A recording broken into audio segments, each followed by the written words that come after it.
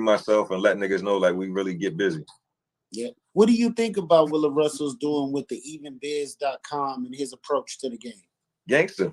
And at the end of the day, I love the setup because he got equity in the company. So he built something that not only one, right, worked for him, trial and error, but now he's also opened the platform up to other artists. He's also been a blueprint to show us how to get it done.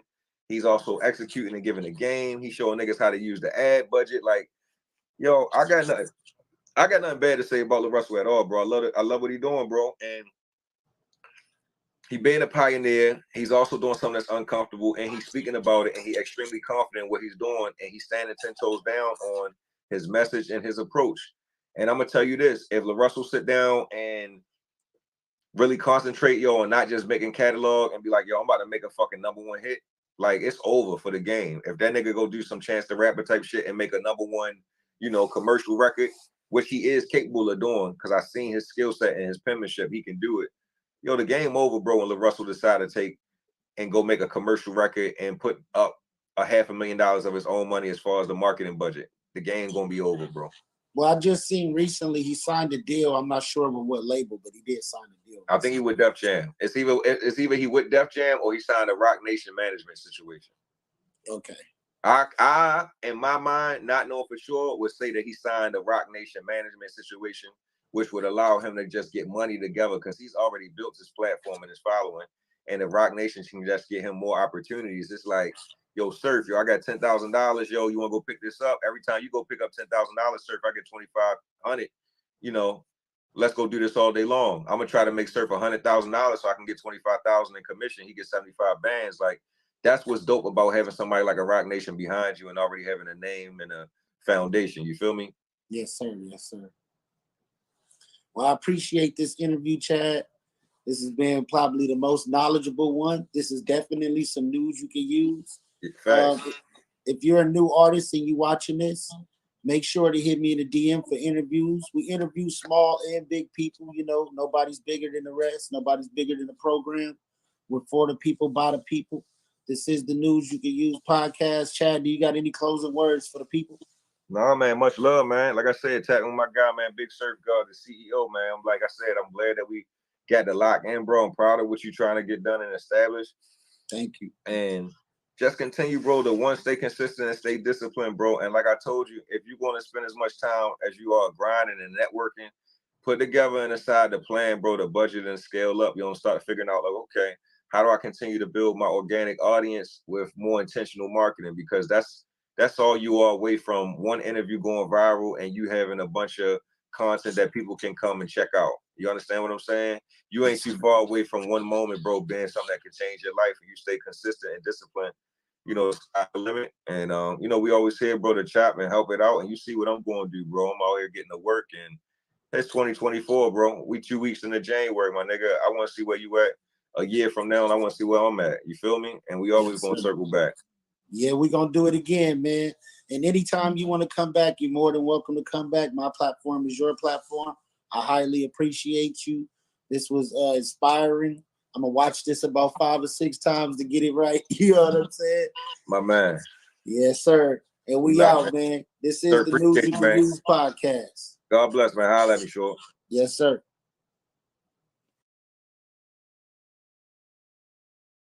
When it comes to Nature Valley, which camp are you in? Oats and honey or everything bagel? Nature Valley makes an everything bagel bar? Try Nature Valley Savory Nut Crunch Bars. Available in 3 flavors like everything bagel. It's easier for them because they're the majority, right? And they have 52 of the weeks. We're just trying to get 1 or 2 of them. So very few of us. I say it's about 12 black comedians, 14 at the most, that works regularly in them clubs. Wow. The other one is for white dudes, white comedians. Wow. And if you don't have a following and you can't put ass in seats, then you won't break into those clubs. Right. And if you do, then you have to change your comedy based upon the constituents that come to the clubs. There, right. You know what I mean? So it's easier for them that way, I would think. Okay. Does every comic have to go through the Chitlin circuit? Or is there ways to cut through there? No, I mean, some of the biggest black comedians didn't never go through the Chitlin circuit. Dave Chappelle, Tiffany Haddish, Tiffany Haddish, Kevin. Nah, Kev wasn't. I seen Kev early. I did Kev's first movie with him on Paper Soldiers. Yeah. And I went to one of his shows. It was like 4 people there. Yeah. Like in the beginning. That's why it's my nigga. Hey, I remember nigga. That's not the circuit that you're talking about. That's not the Chitlin circuit. I thought like if it, no, there's the more small venue down south, isn't it? Like, yeah, if you just the Bible because, Belt like type you said, just because you got 4 people don't mean you on the Chitlin. Oh, okay, my bad. I thought that meant small venue. Chitlin circuit is when you go on here and they playing motherfucking music and they stop the music and then you go do jokes and then the music come back on. It's a jukebox. Right. Motherfuckers playing pool over there. Like, get your ass off, nigga. We want to hear some music. Chitlin circuit is our piece. You understand what I'm saying? The motherfuckers in you might not get paid. You understand what I'm saying? You understand, motherfucker? Look you in the face. You ain't even gonna believe this shit. Yeah. Nigga, I thought we was gonna have it. Nigga. Got this bitch here for you. What about that? Get your dick something, get you something to drink. That money, nigga, we ain't even got it. You know what I'm saying? You in the motherfucking club with 4 niggas out of town. You drove down this bitch, nigga. So Chitlin Circle is more of, but see the benefit and the disadvantages of being a Chitlin Circle. The benefit, you're serving your people. Right. The disadvantage is none of your people have TV shows or networks. Right. The way to be in the mainstream clubs like your Dave, your Kevins, that be in Catch a Rising Star in your hometown and all that, and Comedy Store, people who can make a difference in your career be in the audience. Right. So they sit there like, oh, goddamn, I'm gonna put you in this movie. I'm gonna put you in this show. In the Chitlin circuit, you say? No, in the regular circuit. In the regular, okay. Mainstream. Right. So you'll see it. They be at the mainstream circuit. We all know who hit the Chitlin circuit, who don't. I have always been on the quote Chitlin circuit. Right. I just, I'm more comfortable around our own. And then I personally speaking, humbly speaking, to be quite honest with you, we right below pastors, man. We do therapy to the community, to our community by giving them laughter to take that goddamn stress off their chest. So comedy is definitely so it's rewarding. When you fly to Macon, Georgia, and Augusta, Georgia, and you see our people, nigga, and you can see they're not living like us, but you giving them a great time to sit back, eat some wings, sip on some Hennessy, and laugh all night. You might have helped save a couple niggas' life today. Yeah, goddamn, make some noise for that. Goddamn. Now you vaxxed up. You got the vaccine immediately. Fuck yeah. We were just talking about it earlier. You got the vax too, right? I feel y'all vibrating right now. That shit in y'all shit. I'm the black person that think y'all crazy. Okay. I take more chances than the vaccine. Yeah. I like when you said that. You said living in D.C. is way more chances than the vaccine. Yeah, it's a lot more, man. Plus I was in the military, man. I done had so many motherfucking shots taking it for the man for cheaper. Right. Might as well take it for myself. So I ain't had no problem with it. I ain't do the booster. Right. I did the booster. The second one? The booster? Oh, I ain't. My girl tried to get Fat Joe did like 5 of them. Who? Fat Joe. He did like 5 I didn't want of to them. do it at all, but I did it for flying, thinking this is what we needed to go and start moving. Oh, around. yeah. Well, mine's for working too. Right. Yeah, I was trying to get on set and shit like that. Yeah. They was stopping working when. Yep. Yeah, See, I was filming 2 movies. I mean, not 2 movies, 2 reality shows. I did Love and Hip Hop, and I did Marriage Boot Camp. So I had to test Monday, Wednesday, and Friday every week. Anyway. Yeah. So I was like, fuck it, I ain't got it. Yeah. I ain't got it. So you got it. I ain't get it. Our first episode that we did physically after quarantine, we got like almost half the funny team got COVID. His half, I was blame it on my ass. He tried to say the Latino brought COVID over here. Latino too. No, listen. Y'all travel and everything. Yeah, this is the first time I was lucky. He's like, build the wall. Look, I was lucky to have expensive taste. Because everyone who drank champagne didn't get it. Everyone who drank beers got it.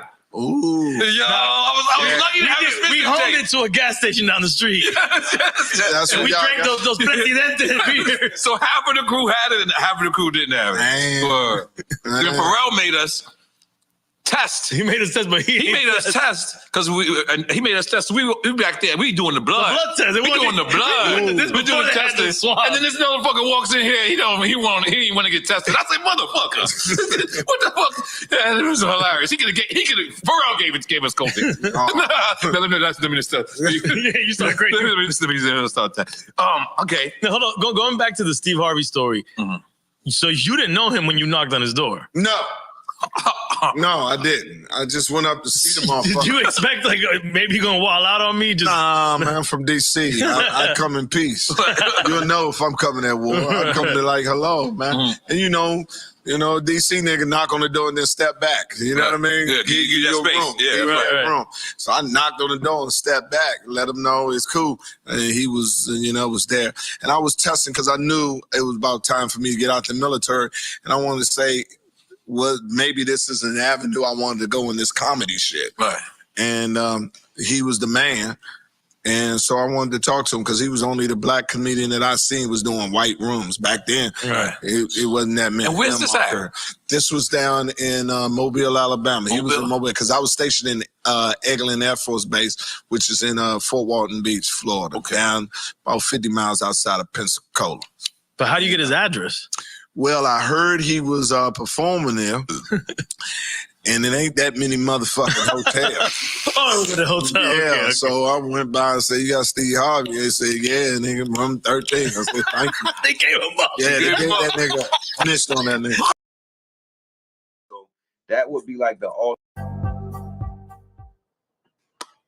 You are now tuned in to the News You Can Use podcast. I am your host, Big Surf God, and today we got a special guest, Chad Focus Arlington.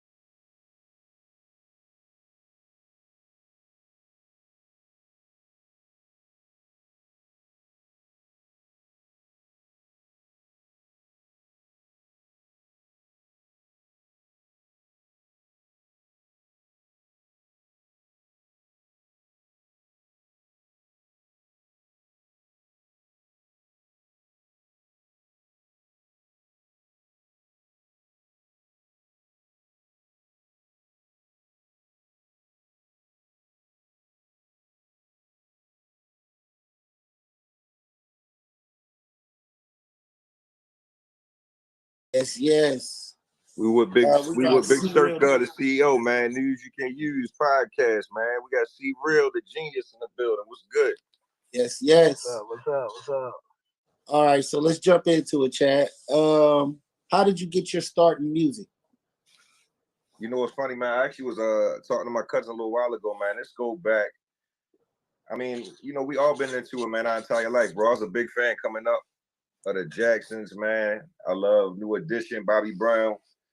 Big fan of Usher, Chris Brown's. Like, I was always a guy that loved good music, man. And specifically, bro, I was a big R&B guy. The way I got into kind of like the hip hop space, bro, I got a cousin of mine, he a part of my record label, was named Flames. And he was out in York, Pennsylvania, bro. And this is when battle rap was kind of becoming a thing again about 11, 12 years ago. So Smack DVDs and all that other good stuff. I started off behind the camera, bro. I was just coming through to support my guys, man. I was the camera guy. I would sponsor the events. So I just kind of wanted to support my family members that was in the space, you feel me? And that was just my start for it, man. Just being a homie that was being supportive of his guys. And as we kind of evolved, bro, I had to figure out the business and make it make sense. Like, if we're going to be doing this, right? Y'all been doing this as a hobby since we was teenagers. Let's figure out how to get to a bag and make it make sense. And, of course, bro, we in a space and age nowadays, bro, where all the information is online, So I was just like, let me go figure out the business, man. Let me go figure out how this infrastructure works. Let's go try to get a bag from y'all skill set, and let's go try to make our imprint, being homies from Baltimore, that, let's go get it done, man. Let's go do something special. Yeah. And, back then you didn't know all the stuff that you know now. So what point did you start to learn that, man, it's something going on to make these artists go platinum? Something going on for these ticket sales. Like, when did you figure out that it's smoke and mirrors going on in the music industry? Well, yo, you know what, bro? I always kind of felt that way. You understand what I'm saying? Like, I've been tuned into like how business work a long time, sir. So I really became intrigued, man, with the industry when 50 Cent and Kanye West, they had this big battle, man. I think I remember that. Right, I might have been in high school. Oh, yeah, I remember that. And they was trying to figure out who was the top artist, right? And so 50 had a dominant run, right? We had Get Rich or Die Trying, like he had went platinum. And Kanye was still trying to do his thing, but he wasn't big as Fifth. And when they had this competition, like Fifth was good for selling 1 million early, yo, first, second week. Like he was killing these numbers. And I remember that competition, and I remember Kanye West beat him by like 200, 300,000 copies of the album. And we never seen Fifth like take no L's. And like Ye wasn't the type of person that had no beef. It wasn't like Fifth was losing to, you know, Ja Rule or Fat Joe or Nori or Lox, any of the guys that he kind of had some of the beef with, right? And as I was looking at it, I'm like, for one, there's no way that Kanye West is selling more albums than Fifth, right? And there's got to be something behind the scenes.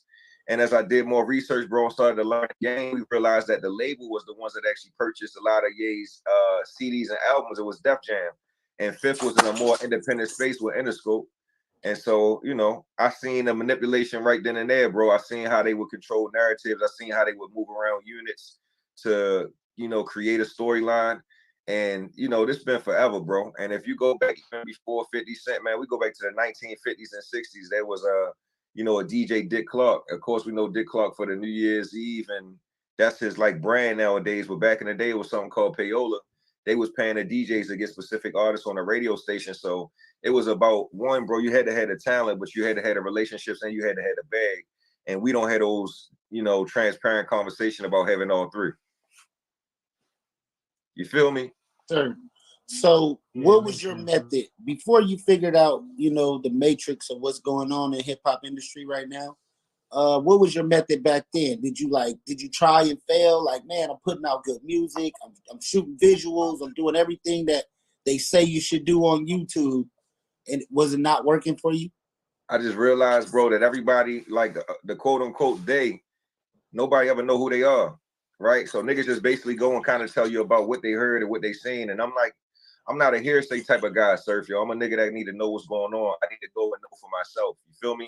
I'm not what they would call a chatty patty or a gossip nigga. Like, if you hear from me, I lived it, I did it.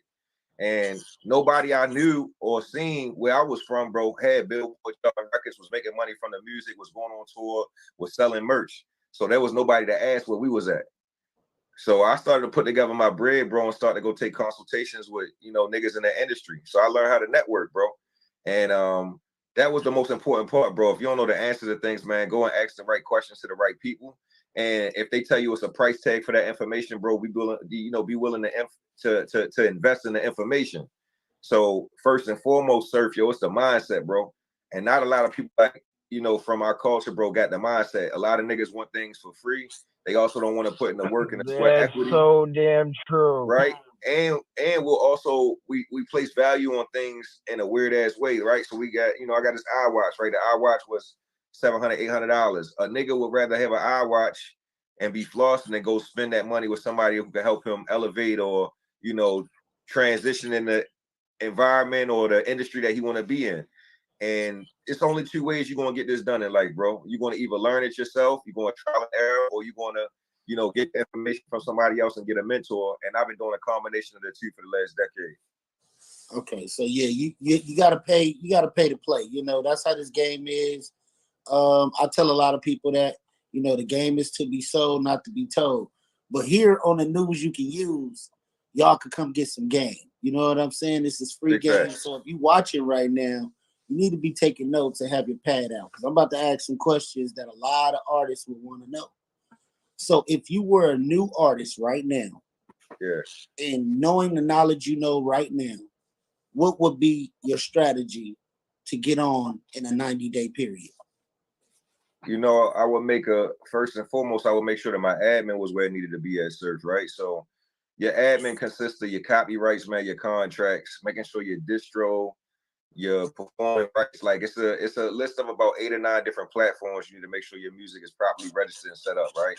before you get started, you got to make sure that your foundation is where it needs to be at. 90% of the artists I talk to, bro, young and old, they keep skipping this step because they, one, lazy, and two, nobody emphasized getting your business right.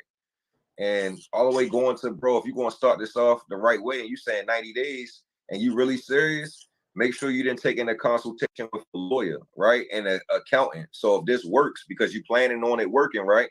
Let's make sure that we got things in place before we even go ahead and try to become successful. I like to see niggas put things in place that mean we trying to be successful. So when that shit happen, you don't just be surprised and shocked. You feel what I'm saying? I want to see that it's real. Yeah. And you got 90 days, bro. If I had 90 days, even with a minimal budget, I would figure out the one lead single I had. I would make sure I had some complimentary music, and I would just go and bust my ass creating content. It don't matter what it is. Every day I'll be doing some type of freestyle, acapella. I'll be using the hell out of Triller, Snapchat, TikTok, YouTube, like all of these access and resources, bro. All of these different opportunities, all these different challenges, all of this content online for you to recreate. You would not be able to go anywhere without seeing my face for 90 days. Whether I had to repost, tag, inbox any and everybody, it will be a relentless pursuit of, yo, I got a record, I think it's a hit, and any and everybody is going to have to hear it to somebody that one can help me out, or this shit go viral. It's just going to have to be a relentless approach. And, you know, when you combine relentlessness, bro, with resilience, you're going to get it done. I call them the 2 R&Rs, man, double R. Yep. I hear this word a lot. I hear this word a whole lot. Algorithm. What does algorithm mean to you? How do you break down the definition of an algorithm? So an algorithm, bro, is basically a formula of what gets somebody what we call engagement or exposure, right? So if we're looking at like what Instagram means, Cat Williams is a perfect example, right? Cat just went viral, right? So if we're looking at the algorithm, how many people was talking about Cat? What kind of topics was Cat talking about? Was the people he's speaking about also relevant? And then let's look at not only the views that he got, right, but the watch time. So niggas is watching Cat and Shannon Sharpe interview, bro, 40 million times already, but they watching the entire 3-hour, you know, episode, a 3-hour podcast, a 3-hour interview. Like, niggas don't got the attention span to do shit no more. So that right there, bro, in itself is quality content. We got to the point where them little snippets and reels that they cut from it was able to get us engaged and get us talking about it. And that's algorithm buster. So the content that you creating, bro, got to be in that same type of format, bro. Is you doing something that's in the entertainment space? Are you doing something that's educational? Are you doing something that's shock value? And the perfect combination of an algorithm is if you can do all three and get people's attention. All right. The metrics that matter: watch time, comments, views, likes, shares, saves.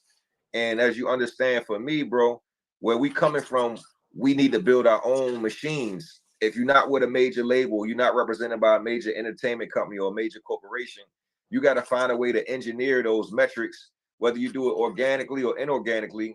First and foremost, you better make sure that the content is fire, because even if you send and get your content to the Explore page or you're able to game the algorithm, you're not going to be able to retain people's attention if your content trash. So that's what I focus on first and foremost, bro. Dope content. I try to create it for a specific target audience. You know, everybody in the world of music knows that I'm the music marketing consultant guy. I crack the system, but I really emphasize independence, hard work, and discipline.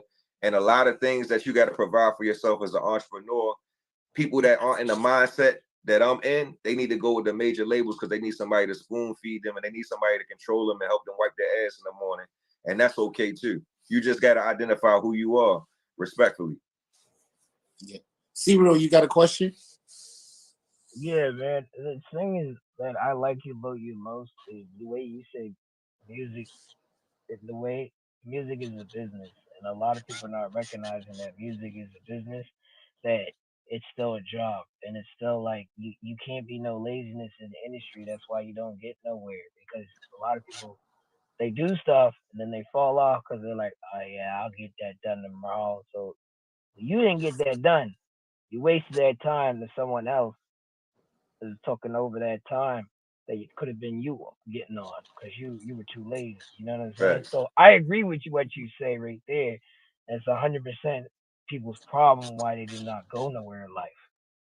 You know, and this too, bro. I think that for one, we gotta look at life like a privilege, right? We all come from circumstances. We done had homies and friends and family that we done lost along the way. Like we all know the pressures and the different you know, things that we face on a day-to-day basis, bro. Like it's a privilege, one, to be alive and to have an opportunity to create and, you know, chase our dreams. And I'll put it like this, bro. The music industry is a business. If you just like and love hip hop, or you just love music and you want to do it for the sport or for the hobby, that's cool as well. I just want people to identify where they stand and on which side of the playing field they're on. That's all it is, bro. It's like even in sports, right? We all grew up, everybody wasn't going to the NBA. But if you come on that court, bro, and we lace them up, man, let's be one, taking it serious. Let's be out here competing, or don't step across them lines. So that's my emphasis for the guys, bro. Like when you got homies that spending their last, bro, going into the studio to record music, and they got kids at home that depend on them, and they got bills to pay, student loans, they got other priorities and obligations. Now, bro, you are compensating, right? So you taking from one thing, bro, to invest in something else. And that's when music becomes an investment. Once it becomes an investment, bro, and you are willing to put energy and time into it, things that you can't get back, and you got other obligations, that's when I put the emphasis on, bro, this is a business, and let's have that real conversation, and let's be transparent. You know, it's nothing dope about, you know, 20 niggas in the studio smoking weed, and they got their baby moms and their kids at home. They could be doing something way more productive. If we're going to be here, bro, let's be out here being productive, making something make sense. Let's go ahead and collaborate together, and, you know, let's really benefit one another, bro, by being in each other's space, bro, by, you know, affiliating with one another. So that's what I've always been on, bro. If we're going to be young men in this space, bro, let's at least collaborate and make something out of, you know, the time that we spend together. And we can do both, bro. We can enjoy ourselves. We can get to the money. We can learn. We can fail, and we can succeed at the same time. Yes, sir. Yes, sir. Yeah, I like how you said that, because I also I got a brother in jail. He made the wrong choice. You know, I was just actually talking to him a couple minutes before we get on here. Yeah. And he said, "Yeah, man, I'm so tired of this." And I was just like, you know, to educate people, like, that's a big one. Stick to your dream, man. I come from Nova Scotia, so to even be in your presence is it's a big move for me, because it's like it's more intelligence going in my mind to understand how the industry is, because I do music myself, and I'm an entertainer as well, and YouTuber. We can go on all that, but yeah, man, it's a blessing that you said that, and that's more understandable. So when I put this on my platform, people can understand. It's not Yeah, a game, man. It's like you stay focused. No, big salute, bro. And I'll tell you this, it's crazy, man, because the one thing I do regret is when you go through like a legal situation that I went through, big bro, I can't come back to Canada no more, right? I spent a lot of time over in real? Well, you know, Canada allow felons to come back across the border. It's a lot of artists and a lot of brothers in my space that can't come back, right? So think about that in a legal space. I can't come back to Nova Scotia, Toronto, Niagara Falls, where I used to like to take my family. I spent a lot of time out in Vancouver. I did my, you know, one of my biggest shows at the Vancouver 420 Fest, E40 2018. Right, so I got a lot of money out there in Canada that I can't come there and connect with any longer because of what I'm dealing with. So I took advantage of the opportunities I had when I was able to be there, bro. And I didn't leave nothing, you know, on the table, bro. I you know, I gave it all we had, bro. We had a good time, bro, and we made our mark. And so that's what it is. Like I said, you only live once, bro. And we definitely, bro, busted our ass and grinded while we had a chance to kind of get it done. So you was out in Nova Scotia, you're saying? Yeah, bro, I've been all over, bro. What? Yeah, You've been in my city? Yo, that's crazy, man. We've been I gotta meet you for sure now. Yeah, man. I had an artist, man. A kid was actually from Vancouver. He was a part of our label, and also, like, you know, Drake has OVO, so we got a couple kids from Baltimore that affiliate with Drake team. And what I was doing, bro, is that I was trying to go to different places like Canada. I was going over to Europe. I was going over to Colombia. I was going over to South America. Just trying to go everywhere. I was going in different places, bro, and working hard, trying to go ahead and take my sound across the world. And I never stayed just where I was from. You understand what I'm saying? And I was willing to get up and go and make different moves. So with the bots, you know, some people go on Instagram and buy followers and YouTube, but you could tell because the Instagram likes and comments don't add up to the amount of followers. How does the bots work? Well, look, put it like this, bro. I think what's happening is that you guys are looking at the numbers and you trying to be like, all right, let me put together a correlation on what I feel should be accurate. I put it like this, Surf.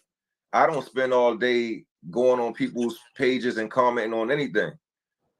You understand what I'm saying? I can be honest with you, bro. I'm getting money. I'm chilling. Like I might go and peek at shit that's on Academics and the Shade Room and World Star, but just because some shit don't get a comments, it can have millions and millions of views. But a lot of people don't want other people to see that they supporting.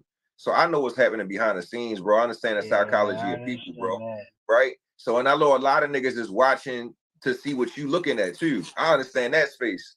Like niggas is like, yo, what's really going on? I think social media specifically, bro, with Instagram and you've been able to look at people's stats and fuck the world up. I think Spotify and the way it's set up, you can look at the amount of streams on the record, fucks the game up. But a nigga like me, I take advantage of it. All right. So say this, bro. You go on social media, your biggest celebrities in the world, every last one of us got bot followers and comments and likes. It's a part of the algorithm. It's a part of Instagram. You understand what I'm saying? It just is a part of the ecosystem.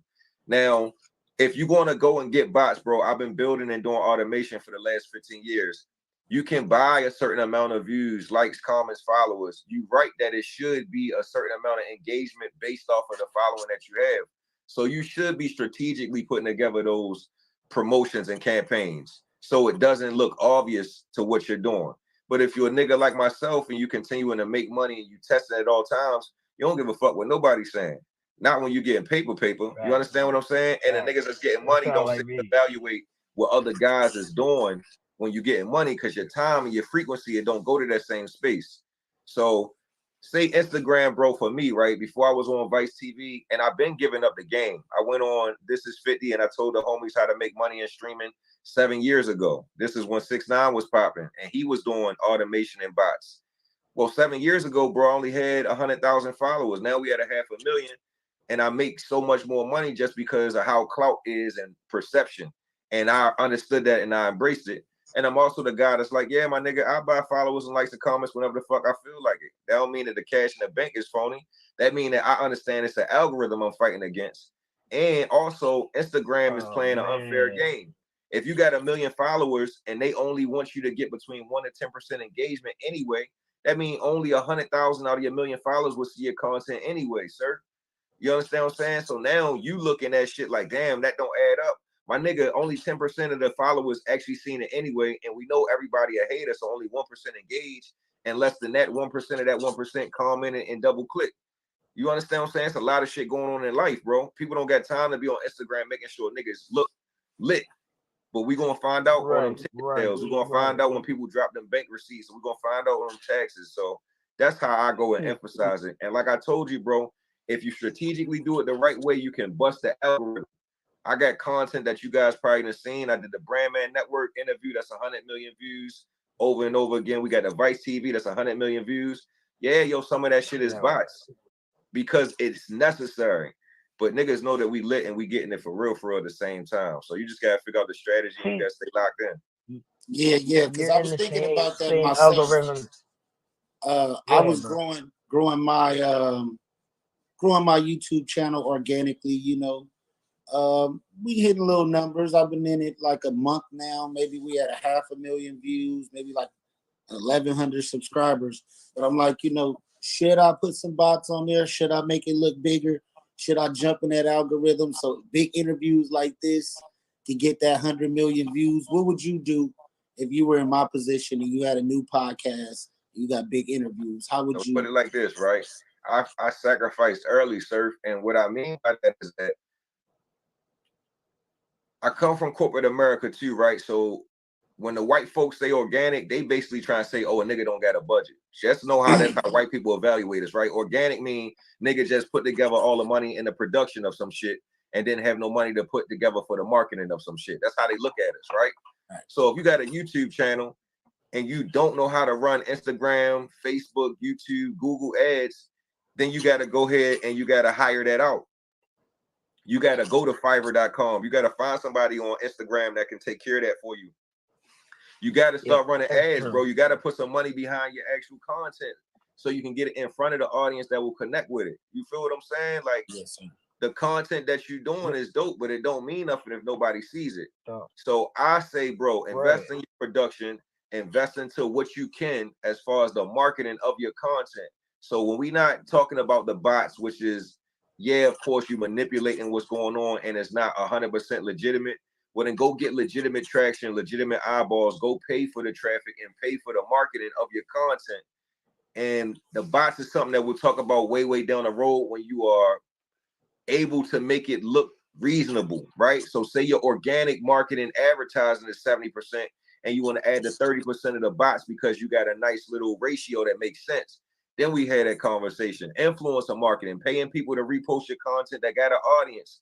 It's so many other ways it's done, right? And that's the space that I've always been in as well, Surf, and it comes with the game. And the last thing I want to give you, bro, is, you know, you got your SEO, how you curate, when you post, what's going on, how you optimize your content. When you're trying to get these views, bro, the content and the presentation extremely important. What you invest into it is extremely important, and you got to know that. And if a nigga don't got a budget to do the marketing, you can do as many episodes as you want. You can do some of the greatest interviews ever. If there is no marketing, bro, to follow up behind the product, nobody going to ever see it and nobody ever going to care. And I can be honest about that. No matter how much content you put together, bro. None of these niggas that you see blowing up, bro, did it without no budget, bro. Not a Cameron, not a Gilly the Kid. They all big homies that done it right, and they also got bigger platforms and bigger bells and whistles behind the scenes that get the job done. And that's the conversation we should be having, bro. If you spent $1,000 to get this episode created, whether it was the lighting, the cameras, the crew, you should be spending $5,000 to market it, to get in front of all of the eyeballs, to be recouping your ad watch time and your revenue that comes from having a YouTube channel. If your YouTube channel not monetized, every view that you get don't count anyway. So you got to make sure you're getting your watch hours. You got to make sure that you're getting your subscribers. You got to make sure you got your uploads. So it's criteria that you got to meet, bro, to be able to actually do this and do this at a high level. Did you educate yourself on what that is? And did you put together a plan to actually make it make sense? Yes, sir. Yes, sir. Yeah, you just give us some crazy high priority knowledge, man. yeah. That's what this is about, C-Real. So I like how you said the boss, because I've been doing that for a minute, and then I'm really trying to like pay for the ads. So I understand that. You know what I mean? Niggas would be like, "Oh, you're fake for doing that," but I'm like, "Yo, you don't understand. Instagram makes this algorithm like this, and there's nothing we can do. Like I can't literally say, "Hey, yo, the whole world knows me." It takes motherfucking time. You'll be more successful when you stop caring what people say. Yeah, you can't care about anybody's opinion. The best opinion is your opinion. I never did, right? No, but I know how it is. I know that we subconsciously can also hear, right, the naysayers. You talking to a nigga that touched M's, right? And until your homies touch M's and actually live this, been this, done this, like you talking to a nigga that just did 2 years in the feds, never told nobody, live a great life. Like I really seen it and lived it. That's the tough part, bro. A lot of our homies are niggas that just talk and run their mouth. And that's the truth. And I got to the space, bro, that when I try to tell the homies, like, yo, I love you, bro, but your opinion is baseless. It's like asking a nigga how to hit a baseball that play football. Like, that's how you got to look at your guys, bro. You understand what I'm saying? Have you ever got millions of dollars in the advertising and marketing community? Have you ever worked for a Fortune 500 company? Why the fuck am I even asking or give a fuck about what you think about something being fake or real? Because they never did that shit. The whole internet is fake, my nigga. You understand what I'm saying? I got real niggas that don't even got an email address. You understand what I'm saying? I got niggas that never ever left off the porch, that never left their city. They don't know nothing about no Snapchat, no Instagram, no Facebook, no Gmail. So what they think about real street niggas on the internet arguing and beefing and acting crazy, like that's not real. Nah, that's not real at all, man. Yeah, I be seeing it so much, and I'm just like, come on, bro. We like niggas, and we got the white folks looking at us like acting like really what they say we were, and it's like, come on, bro. We trying to hit a bigger agenda, like, and that's why I like this whole platform, because you know. I'll tell you what's funny, fellas. When I figured out once I started to do, like, I did my trial and error, bro. I figured out what worked for me. So, you know, even bigger than being just Chad Focus, bro, we got our own music marketing agency. We got our own social media agency where bro, we strategize with brands and artists and influencers. Like, yo, we got so many different type of clients, bro. This shit is like game changer. And you'd be surprised how many people I got that we help them build an organic strategy, and then we help them put together a viral strategy where they can influence and include the bots. And another thing that you niggas got to understand, you know what I'm saying, not you guys per se, but just in general, is that when you go and you use the advertising platform, no matter what it is, everything is artificial intelligence and bots anyway. We not physically serving the ad that we see, fellas, on any of these websites. When we go use Instagram, YouTube, Facebook ads, and you see the ad, that is an actual automation, a bot that is serving that ad for us. That's taking the creative and putting it in front of the target audience based off of certain metrics, demographics, and all types of things. So the most ignorant thing I hear from people every day is, my nigga, I don't fuck with the bots. Nigga, you use a bot every day. When you call that telephone and somebody don't pick up, when you speak to Siri, when you listen to an answer machine, when you go into a website and you looking for motherfucking support. Like, I think that people just crazy. And so I'm on the right side of history, bro. That's why I created my automation companies and stuff, and I play the game on my own terms.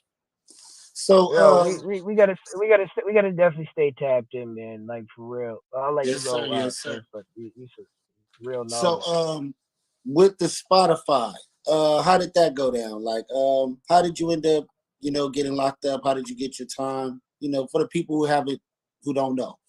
So I was so I break it down like this. I started off, bro, working in corporate America, bro. I was with a company. You guys seen The Wolf of Wall Street? Yeah. All right, cool. So Jordan Belfort, I used to work. Heard of it, yeah. So Wolf of Wall Street is a movie about, you know, a young white dude that was in Wall Street. And that one. Yeah, now I remember. Okay. All right, cool. And so y'all might remember that, but I actually worked with those type of guys. That was a kind of like life that we was a part of. All right. And the reason why that's like important, fellas, I thought I had to put a charge in for real. The reason why that's important is because I was in what you call the white collar world, you know, and in Wall Street, bro, they use a lot of automation systems. It's a lot of stuff that goes on. And I'll break it down like this. My job was to do what's called search engine optimization. I was working for, you know, a company that was originally a startup. I helped turn them into a $1 billion company. They was called Agora Publishing.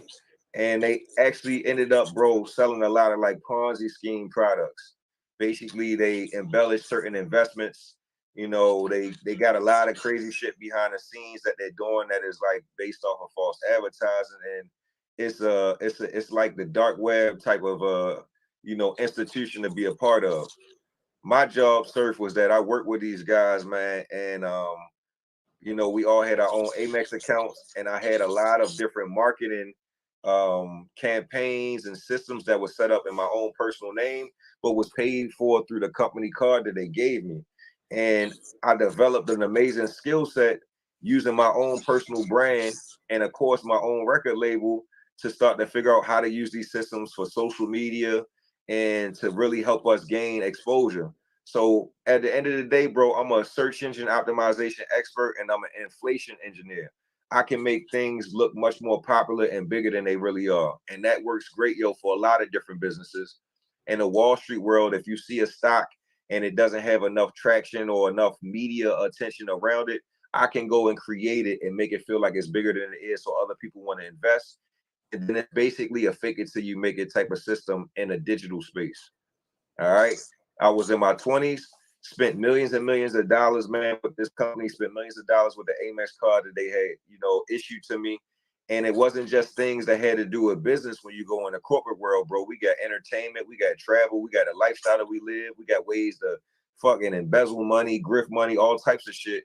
And we was all in that space. I just went and took it to a whole nother level because I learned how to monetize what I was doing for them and monetize what I was doing for myself at the same time. And at the end of the day, bro, I pulled off something that had never been done before. I put myself in a position to make $1 million, you know, with these guys on salary as an employee, getting commissions. But I became even more successful, bro, building up my own campaigns with my strategies that was eventually trial and error for me. It worked out for me. It worked out for them. And that's really how it happened, bro. They got caught up with an FTC case. They got investigated for some of the false systems and advertising that we were doing. They had one specific case, bro, where they had a bunch of millions of dollars that they had, you know, stole from a bunch of old folks that they had invested into a fake diabetes cure. They got hit with that FTC case, and then I got hit with my Fed case for you know, embezzling money, conspiracy to commit wire fraud, and stealing from the company that was stealing from the clientele. So it was dope, bro, because I became a fall guy, right? I was a scapegoat. I was the young black dude that was, you know, in a hip hop world doing a bunch of crazy shit. And, you know, I ruffled a lot of feathers, bro. And, you know, you make the wrong people upset, you're going to sit your black ass down. So that time period I went through, bro, the indictment I went through, you know, it was a lot of learning lessons. I learned a lot, the right and wrong things to be doing with any type of corporate infrastructure. I also learned that, you know, you gotta dot your I's and cross all your T's, bro. I didn't have proper accounting. I didn't have the proper, you know, consultations and mentorship while I was in that position. And I did things that I did in my 20s that I never do in my 30s. And that's what got my black ass, man, sent to prison, because I put myself in that position. Right, wrong, or indifferent. Not it just being a black and white or racist thing. Hell yeah, we know white people get away with shit that we don't get away with. Hell yeah, we go to jail and they get probation. But you also got to be smarter than that. And you also got to know what you're doing, bro, can get you in a certain hot water. And I never seen that being the outcome, bro. If anything, I thought it would be a civil dispute. Man, it bypassed civil, it bypassed state. I got a Fed case, and you know the feds don't play. That's a 98% conviction rate. I took my plea deal, I sat down, and now, you know, we back home, bro, after 2 years, bigger and better and smarter than ever. And all of those same systems and the education that I got, bro, while being in corporate America, I'm even more polished and even more resourceful and even more well-respected now, because people have seen that I've been through something, and they know that I'm resilient, and they also know I'm a genuine real nigga, and I never told on nobody. I kind of took my knocks as a man. I took my punishment. I handled my business, even if the guys that I was affiliated with and working with didn't. And here we go, bro. We locked and loaded, doing it the right way. Yes, sir. Yes, sir. So I was watching one of your interviews, and you were breaking down how you started to be your own show promoter, and that, you know, you were beating out Live Nation. You didn't need them anymore. Can you break down to the people how you accomplished that? Yeah, man. I had done a promo tour, Surf, man. I used to rock with a DJ pool, man, MP3 Wax. So I spent a lot of time investing and getting my money into the hands of certain DJs, and then going on tour, man, and popping up on the homies in the club and making sure my face card was seen. I performed at different spots. I rocked out the CIAAs, the different events, the AFRAM. Like, that was a part of the game. I came back home, bro, and I was dating a young lady that worked at a local radio station, and she had some friends that were local promoters, right? They bring talent from all around the world. You know, your Gucci Manes, your Boosies. They bring the other artists, and they perform at the, you know, the big stadiums that we have here in Baltimore. So originally, bro, they approached me about performing and then also being a sponsor, which is a smart space for me, right? Can I get some type of revenue from the ticket sales? Can I also get some of my local guys to perform on the stage? And can I get, you know, a slot that's really, you know, in a kind of co-headlining spot, right? So they brought me in. It was a Lil Baby and Moneybagg Yo show. They was on the Heartless Summer Tour, which was, you know, Moneybagg Yo's tour. Baby had just came out a couple months prior, you know, and he was just getting big with That's My Dog. And I had my song Dance With Me with T-Pain. And what I was doing, Surf, is that I realized as an independent artist, it's only a certain amount of exposure and money that I can make. But as a promoter, you can dictate and make so many more moves. And as a sponsor, you can dictate and make so many more moves as well. So I looked at how to be invested into the movement, right? Think about your Live Nations. They own the venue, they own the box office, they got the security. So they really control the entire setup, and you can plug and play the artist any day of the week, right? You can just go and find out who fucks with them in a certain area. You understand what I'm saying? And bring the artist based off of who listening to their music, you know, wherever you at, comedians, entertainers, it don't matter what is going on. As the promoter, I seen that Ticketmaster and these companies, bro, were buying the tickets on what we would call early bird. So when it's at the lowest price, and then they were reselling them as it got closer to the day of the actual event. So what they doing, bro, is they creating urgency, and they also creating scarcity, right? People get desperate and they willing to spend money on anything when they want a chance to be a part of something.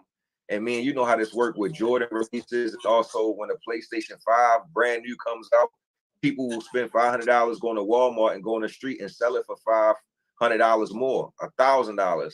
You can get a person on Christmas, they willing to spend at least $2,000 to make sure that PlayStation 5 underneath for the Christmas tree. You understand what I'm saying? So just look at it like that, Surf. Look at it like the music industry is a guy like myself going against a company like Live Nation that has millions of dollars, and we both buying up all the PlayStations that we can, and we both reselling the shit out of them on Christmas Day. That's the perfect analogy that I can give you.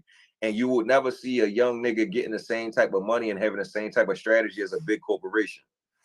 My first time, bro, buying and flipping tickets, man, was Beyonce and Jay-Z. They had we run the world tour. I ended up buying $100,000 worth of tickets, bro.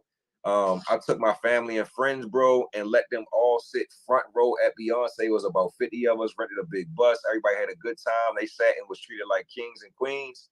And the other $50,000 worth of tickets, bro, I sold them for double the price. So I was able to take my friends and family, bro, put them all front row, have them treated like kings and queens at Beyonce and Jay-Z concert. And I was able to sell the other 50 tickets for a higher profit than the other tickets that I used. So I made money. We went to the concert and I doubled up. Oh yeah, this shit gonna work. And then when I had my own show, a Lil Baby and Moneybagg Yo, I just implemented the entire system, bro. I ended up buying probably about 70 or 80% of all the tickets to the show that I was a part of. The max capacity was between 4,400 to 5,000. And the numbers that I showed everybody when I broke down the averages of what I resold and the money that we made back, it was close to $500,000 in net profit and gross profit and $250,000 net profit. And so it's a blessing to figure out systems like that and to execute it, not being a Live Nation, but being Chad Focus, the CEO of my own situation, not just the artist, bro, but also the executive, the strategist, the marketer, the promoter, the investor, and also the sponsor, bro. And we still went on the actual stage and we did our thing, man, for a couple songs, bro, and knocked out our set. Ain't nobody else moving like that or thinking like that, bro. That was genius, man. I applaud you for that one, man. So with the record with T-Pain, how did the process go with that? Were you guys in the studio together? Actually, you know how it go nowadays, Surf, man. A lot of times people don't get a chance to collaborate. You kind of sending files back and forth, right? Yeah. The way I got the CAA situation with T-Pain, 2018, bro, I was out there, man. It was Charlotte, North Carolina. I did a show with my guy DJ SNS, man. I pulled up with my boy DJ Trap. A couple of the homies was down there doing that thing.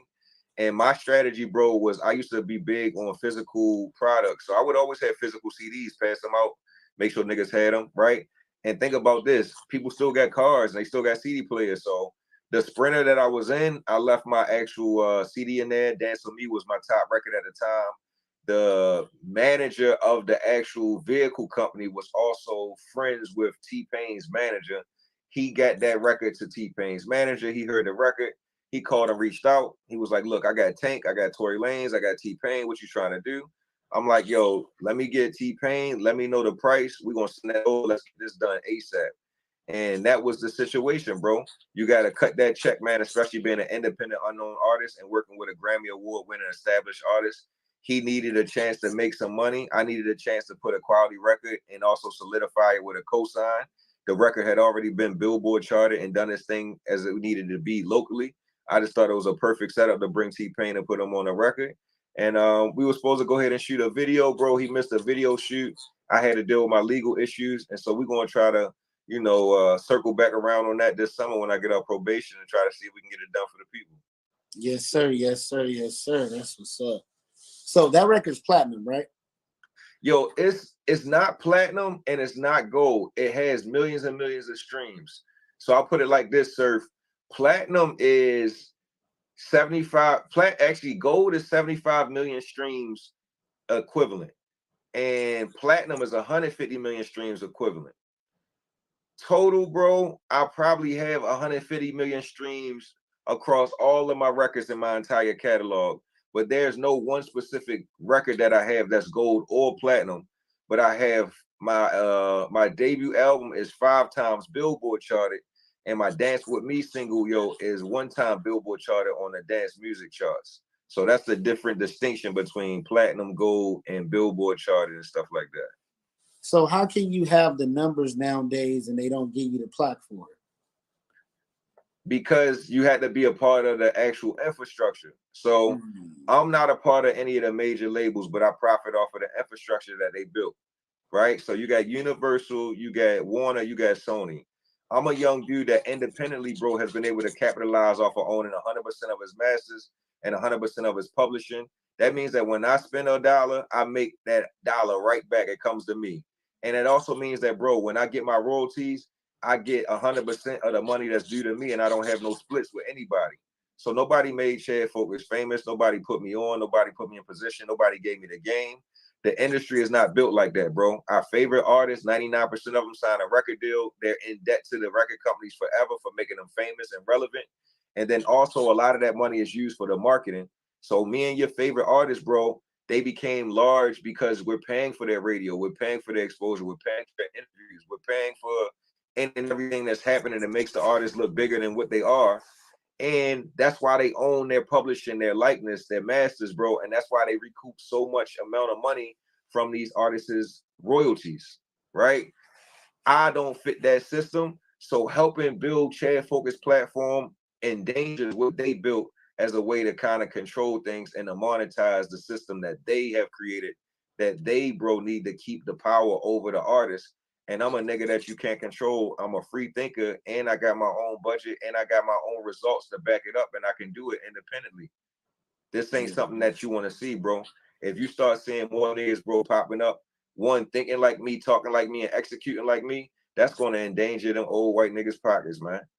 Hey, that's what we here to do, man. That's some news they can use right there. You know what I'm saying? Yeah. Hey, yeah, look, we here to crack the Da Vinci Code. So Kanye ain't as crazy as they say he is, bro.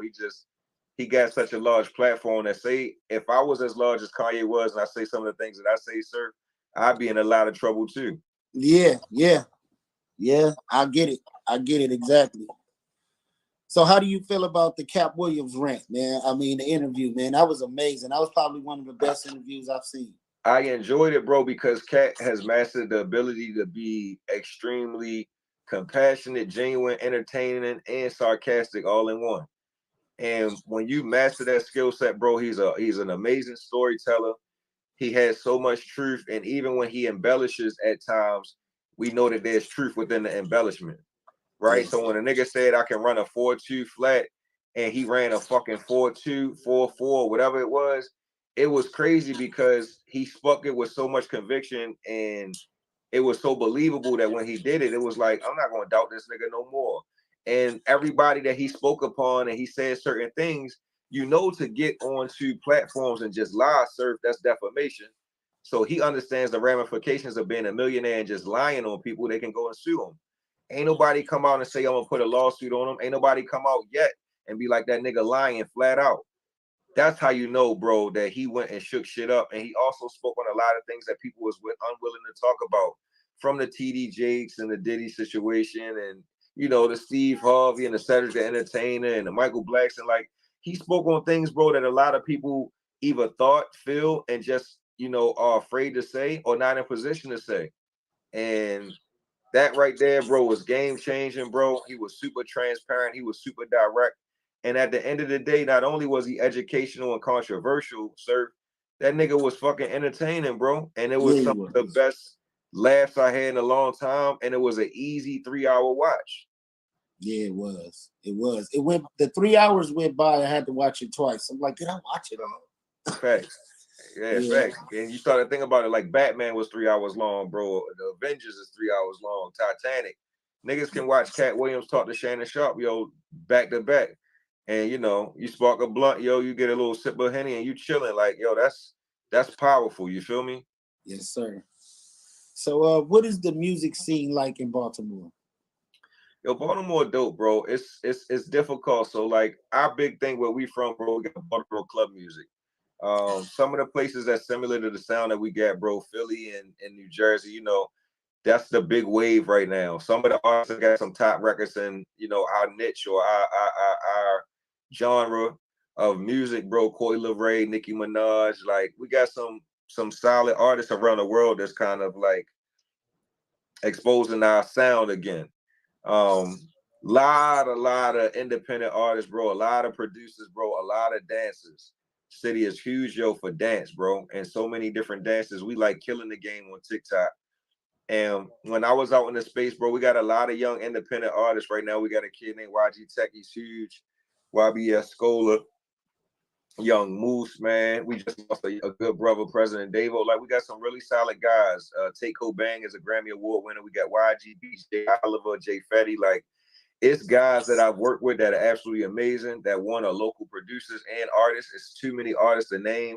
Shout out to artists that's on my label. Yeah, D, Troy, Cito, G, Flames, my producers, Trelly Trell, you know, Jay Fetty, Octane, like Jay Oliver. We got some really, really dope guys, bro. And we got an amazing sound. And Baltimore doesn't get the shot and the respect that they deserve. I was hoping to be one of those guys that could open those doors. But you also see that for me, I want to be in the executive and the boss position. And they're not going to put me in that position either, right? Because I'm going to bring along some of the top guys where we from to give them a chance. So, you know, Baltimore always been kind of a place that kind of got left, bro, and by the wayside, bro. And we never kind of get our just due. But we really got some young, talented artists, bro, that sing, dance, and rap. And these niggas is the truth. Yeah, yeah. I've been seeing like since Krishan Rock blew up and like Tasiki, y'all been getting a lot of more shine. How you feel about that? Do you think like that's shout out to Taseki, man, and Krishan Rock. I think that Zeus Network, bro, and what they got going on with the Baddies Club, and like that's a platform, bro. That shit got a different type of energy and a different type of clout, my G. And I think that more people should understand that it's not about the music, it's about people buying into you, right? And it's about people liking you. And if they like you, they'll support your music, whether it's good or bad. And Krishan is like living proof of like creating a brand and having a viral name, and everything the girl do, man, is fire and it goes bonkers. And she got on that platform and she capitalized off of it. And it's a lot of other young ladies that's on that platform and they're not as big or as relevant. You feel what I'm saying? Yeah, so you're right. Always be willing to diversify your abilities to get exposure. And she got that joint as a vibe all the time. I done heard that joint so many times, social media, and never heard it on the radio. You don't need local radio to become a super duper star. Actually, local radio could hinder you.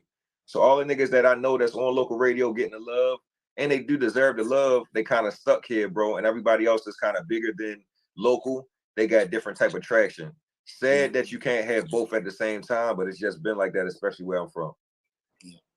Y'all both being Baltimore natives, man. I would love to see y'all do a collaboration together. Y'all love Krishan, bro. Like I said, I'm always open for the hometown. Like her and DJ Sky High Baby, that's her homegirl that's on the show with her. It's also her DJ. They from the hometown. So Sky High Baby hit me up, show me love one day, man. I definitely love to collaborate with them. And then they know, man, I'm home team all the way. So whatever they need, if I got it and we can get it done, you know, I'm with the team, man. I'm with the squad, bro. That's what's up. So, man, who is your top 5 rappers, you know, dead or alive? I'm a Lil Wayne fan, bro. I like Drake, man. I like Jay-Z. I like Nas. And I also like Tupac and Biggie. So I give you 6. Oh, that was dope, man. Yeah. So, what I wanted to ask you was, what do you think about the hip-hop scene right now? Do you think it's more about who's popular, or is it about whose music is actually good and who has talent? I'm be honest with you, bro. It's so much noise and it's also so much opportunity, everything wide open. And people can go find what their preference is. You understand what I'm saying? Like whatever kind of music you like, whatever kind of vibe you like you can go and find that. And that's how I base it. You get what I'm saying? For me, I always try to make sure that my music had a high quality production, a dope message, and a good mix and mastering. And let's get it out there to the people. It's subjective, bro. Some people it's like their head Chad Focus record, and they be like, yo, this nigga fucking getting down. He all right. I fuck with it. Some niggas won't even give it a shot. At the end of the day, I think you should at least give people's music a shot. And nowadays, bro, I like any and everybody's music. I know that the programming is what puts it in front of us, right? So people hate on Sexy Red. I like Sexy Red shit for what she is and what she done, and I respect that she out here hustling, getting it in. If you want somebody else to be popping, go fucking spam the radio stations till they pop something else with a whole different type of message, or bring your ass on Spotify and go discover new talent. So I love everybody, bro. I love everybody's artwork, the gift. I understand the process of creating the music and uploading it. Like, yo, I don't take nothing for granted and take nothing from nobody. If you put together the effort to put out the music and you put in the time and the energy in it and you think it's all right, I'm right there with you. I think it's some fucking art and quality in anything that everybody puts out, even if that shit is whack to others, right? I'm gonna find something positive with what's going on. But shout out to my favorite artist. I like Coi Leray the most, bro. It's like little Vanilla Sky. She doing her thing, and I like her records and her growth and what she been doing for the last couple of years. Yeah, she's dope, man. I like her too. Yeah. So what do we got coming new from you, Chad? All right, so right now, Surf, man, we're going to launch the second edition, man, 2.0 Focus Music University. What I've been doing, Surf, since I came home, bro, is just like me and you on this call. I've been super blessed, man. I get on these calls on a day-to-day basis. I'm big in the consulting and the music marketing strategy, bro. I help artists build automation systems and stream systems, yo, so they can kind of capitalize off of the machines and the algorithms. And Focus Music University, my priority, bro. Young black dude, man. I'm proving that you can, you know, go through the things I went through, bro, and bounce back from public scrutiny, any downfalls that you go through. Like, I'm a kid that was, you know, just in prison, bro, a year and a half ago. I'm a felon that got his own university where I teach and help and educate, got hundreds of students. So that's going to be my platform. That's my give back. Where can I build a community of people that I teach and show them the way and give them my expertise and have them value me, and I show them that I'm gonna reciprocate the value. So that's where we at going forward, bro. And right now we acquiring catalog. Like, I teach people the music publishing game. I just helped acquire, you know, some of Willie's records from Day 26. We just got some TLC. We got some Katy Perry, Nicki Minaj. Like, this is the music publishing game that we in. This is the music marketing and education space. And as far as being the top guy in the game, I am that guy. So when niggas say that they him, as far as this space is music marketing, is social media, this real nigga music space, and leader of the new school right now, Surf, I'm him right now, bro. Hey, man, I'm trying to tell them that's some news they can use. I already know, Chad. You ain't got to tell me. Yeah, man. We blessed, man. We just working, man. And we also putting a lot of work to be him. And that's what I want the homies to know. I salute you. If you put in the work, we going to outwork you to the day that these wheels fall off. And I do salute the homies, and iron sharpen iron, but you know, we put in that work, bro, and we got the results to prove it, sir. Yes, sir. So do we got any up and coming music projects, man? I haven't been in the studio, bro, to be honest, in the last 5 years. This is what I'm gonna do though, Surf, and I'm gonna explain it to you. Every year when Christmas come around, right? Mariah Carey back at the top of the charts, right? She had the same Christmas Carol popping for 25 years, and she killing them with the publishing. I'm going to re-release my Dance With Me track, bro. It's going to be the 5-year anniversary. I got a remix with T-Pain, me, and Lil Mo on it. That's for people that's a little bit in my generation, right? Me, T-Pain, Lil Mo, we in our 30s, and she in her 40s. So I got that coming, bro. It's a remix nobody ever heard before, and I got 6 unreleased tracks that I think was really dope that right before I went to prison, I wasn't able to release with the visual. So I got probably about a 8 or 9. I got a 10-track album, bro, that's gonna come out. That's the unreleased music that was recorded a while ago, but we such good marketers, we gonna make that shit feel like it just came out just now anyway. And we going into more of the R&B space. Like I tell people, I'm not a rapper. They said I was. I just run with it.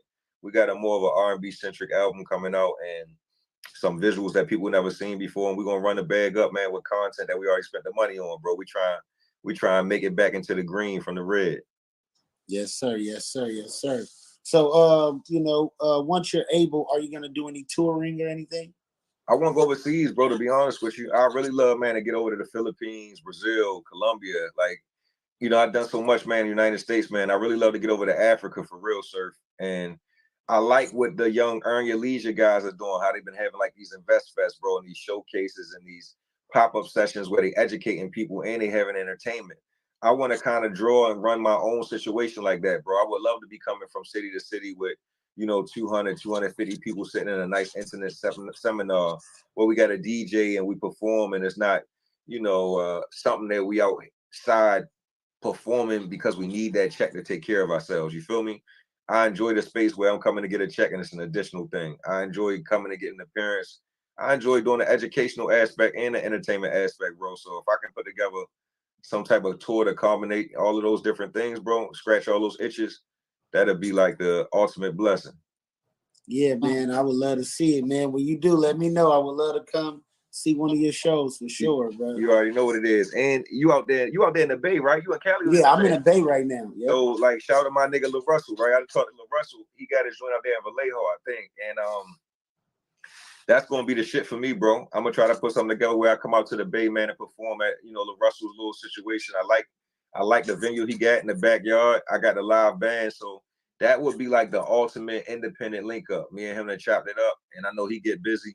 And I still think that I'm the best independent artist in the game too. I don't just get on that stage, bro, because I get on that stage, bro, to take care of business. So I love to kind of prove myself and let niggas know like we really get busy. Yeah. What do you think about what LaRussell's doing with the evenbiz.com and his approach to the game? Gangster. And at the end of the day, I love the setup because he got equity in the company. So he built something that not only one, right, worked for him, trial and error, but now he's also opened the platform up to other artists. He's also been a blueprint to show us how to get it done. He's also executing and giving a game. He's showing niggas how to use the ad budget. Like, yo, I got nothing bad to say about LaRussell at all, bro. I love it. I love what he's doing, bro. And he being a pioneer. He's also doing something that's uncomfortable, and he's speaking about it, and he's extremely confident in what he's doing, and he's standing 10 toes down on his message and his approach. And I'm gonna tell you this: if LaRussell sit down and really concentrate, yo, and not just making catalog and be like, yo, I'm about to make a fucking #1 hit, like it's over for the game. If that nigga go do some Chance the Rapper type shit and make a #1, you know, commercial record, which he is capable of doing, because I've seen his skill set and his penmanship, he can do it. Yo, the game over, bro, when LaRussell decided to take and go make a commercial record and put up $500,000 of his own money as far as the marketing budget. The game's gonna be over, bro. Well, I just seen recently he signed a deal. I'm not sure with what label, but he did sign a deal. I think he with Def Jam. It's either he with Def Jam or he signed a Rock Nation management situation. Okay. I in my mind, not knowing for sure, would say that he signed a Rock Nation management situation, which would allow him to just get money together because he's already built his platform and his following. And if Rock Nation can just get him more opportunities, it's like, yo, Surf, yo, I got $10,000. Yo, you want to go pick this up? Every time you go pick up $10,000, Surf, I get $2,500. You know, let's go do this all day long. I'm gonna try to make Surf $100,000 so I can get $25,000 in commission. He gets 75 bands. Like, that's what's dope about having somebody like a Rock Nation behind you and already having a name and a foundation. You feel me? Yes, sir. Yes, sir. Well, I appreciate this interview, Chad. This has been probably the most knowledgeable one. This is definitely some news you can use. If you're a new artist and you're watching this, make sure to hit me in the DM for interviews. We interview small and big people. You know, nobody's bigger than the rest. Nobody's bigger than the program. We're for the people, by the people. This is the News You Can Use podcast. Chad, do you got any closing words for the people? No, man, much love, man. Like I said, tapping my guy, man, Big Surf God, the CEO, man. Like I said, I'm glad that we got the lock in, bro. I'm proud of what you're trying to get done and establish. Thank you. And just continue, bro, to stay consistent and stay disciplined, bro. And like I told you, if you're going to spend as much time as you are grinding and networking, put together and aside the plan, bro, to budget and scale up. You don't start figuring out, like, okay, how do I continue to build my organic audience with more intentional marketing? Because that's all you are away from one interview going viral and you having a bunch of content that people can come and check out. You understand what I'm saying?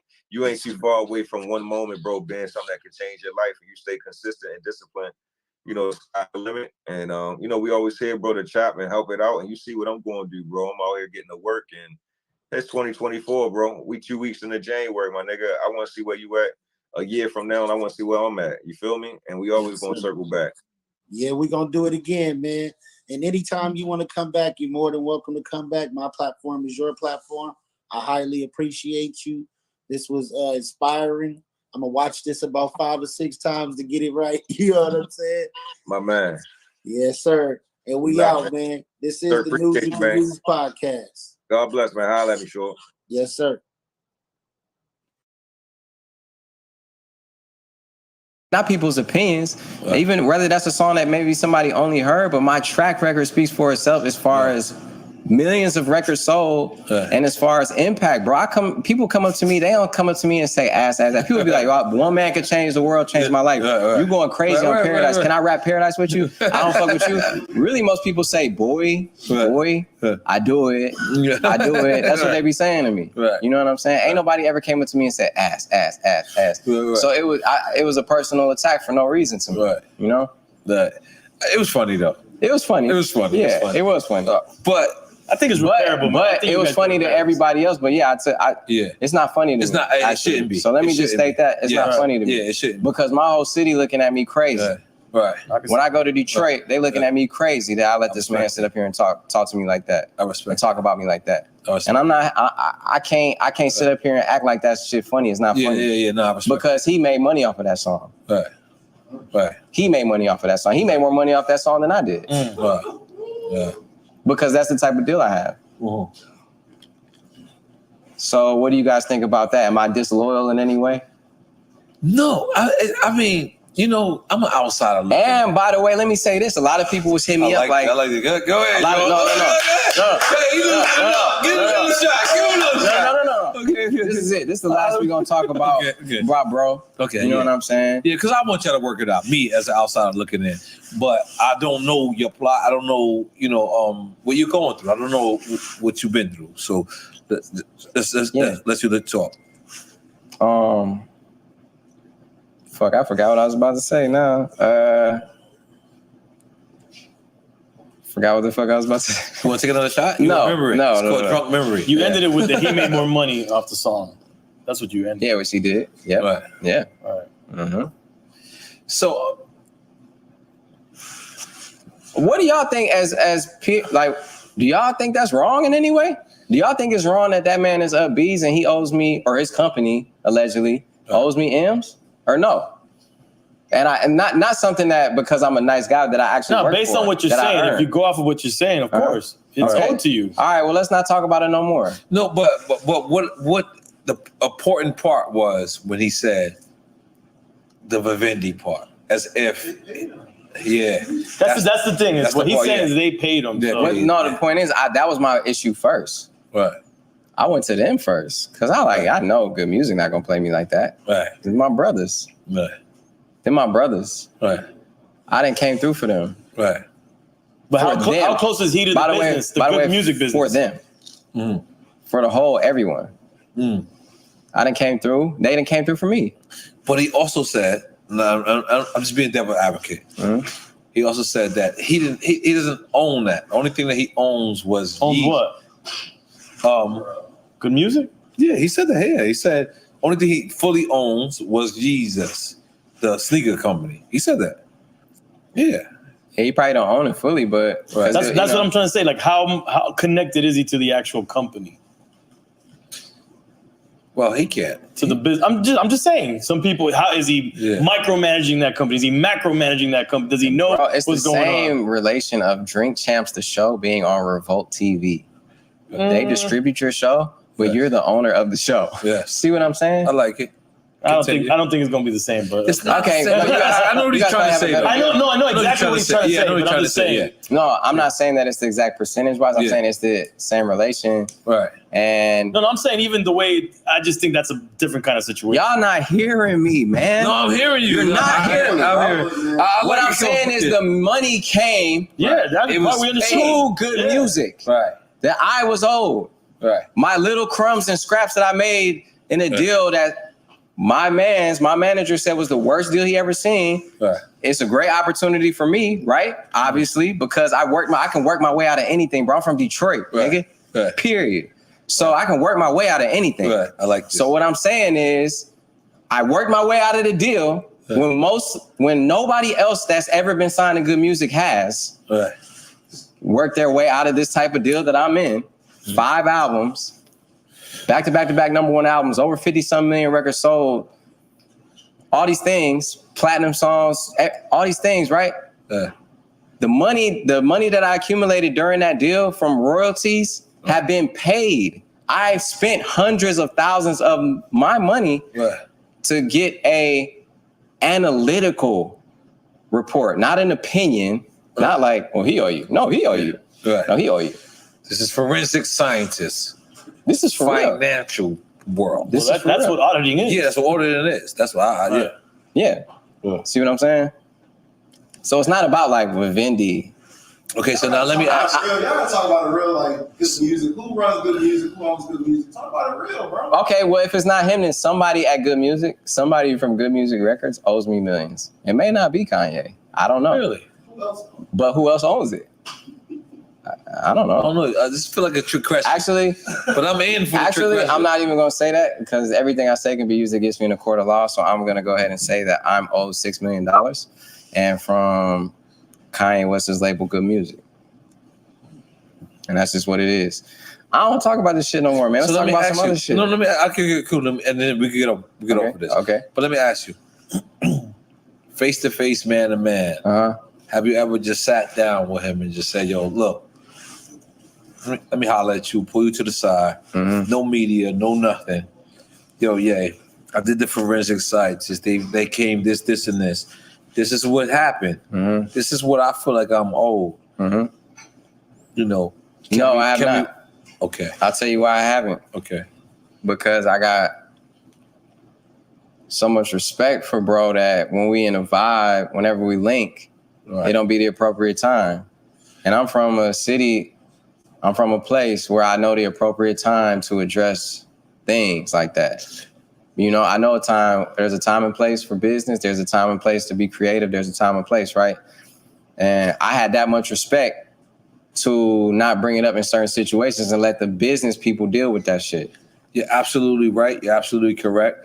But if I have a business relationship with one of my homies and I see him a couple of times and he doesn't address me, and then I see him address me in public, it's almost like, whoa, why the fuck didn't you just pull me to the side? That's how I felt. Yeah, so I'm just saying, why didn't you, once you knew you was old, I'm not saying you're wrong or nothing like that. I'm just asking as a person that's outside looking in. Once you didn't know that, why you ain't just say, you know, yo, homie, let me talk to you? Because by the time I found out, the only time I saw him was at Sunday service. Recently? Yeah. Wow. Before the interview came out. Before the interview came out. And I wasn't about to holler at him at Sunday service. I wasn't about to do that. No, but you did say on Breakfast Club that you felt like he was old. You was old. No, I didn't say that. Okay, well, somebody else leaked that information. I didn't even know it.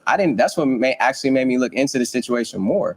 Charlamagne must be cool with somebody at Universal who told him, which by the way was a wrong number. Right. What did he say? I don't know, but it was the wrong number because it was way more than that. Right.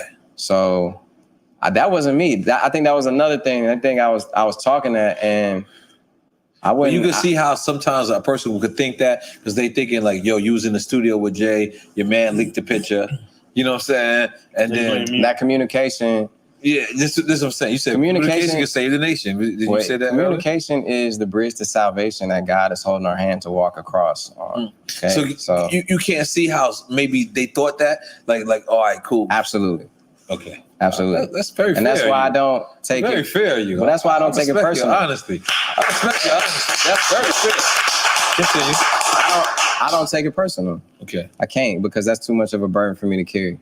You know what I'm saying? That's why I've been leaving it all to business, you know, and me talking about it is relieving, but at the same time, it's embarrassing too. Right. You know what I'm saying? It's embarrassing because I really was.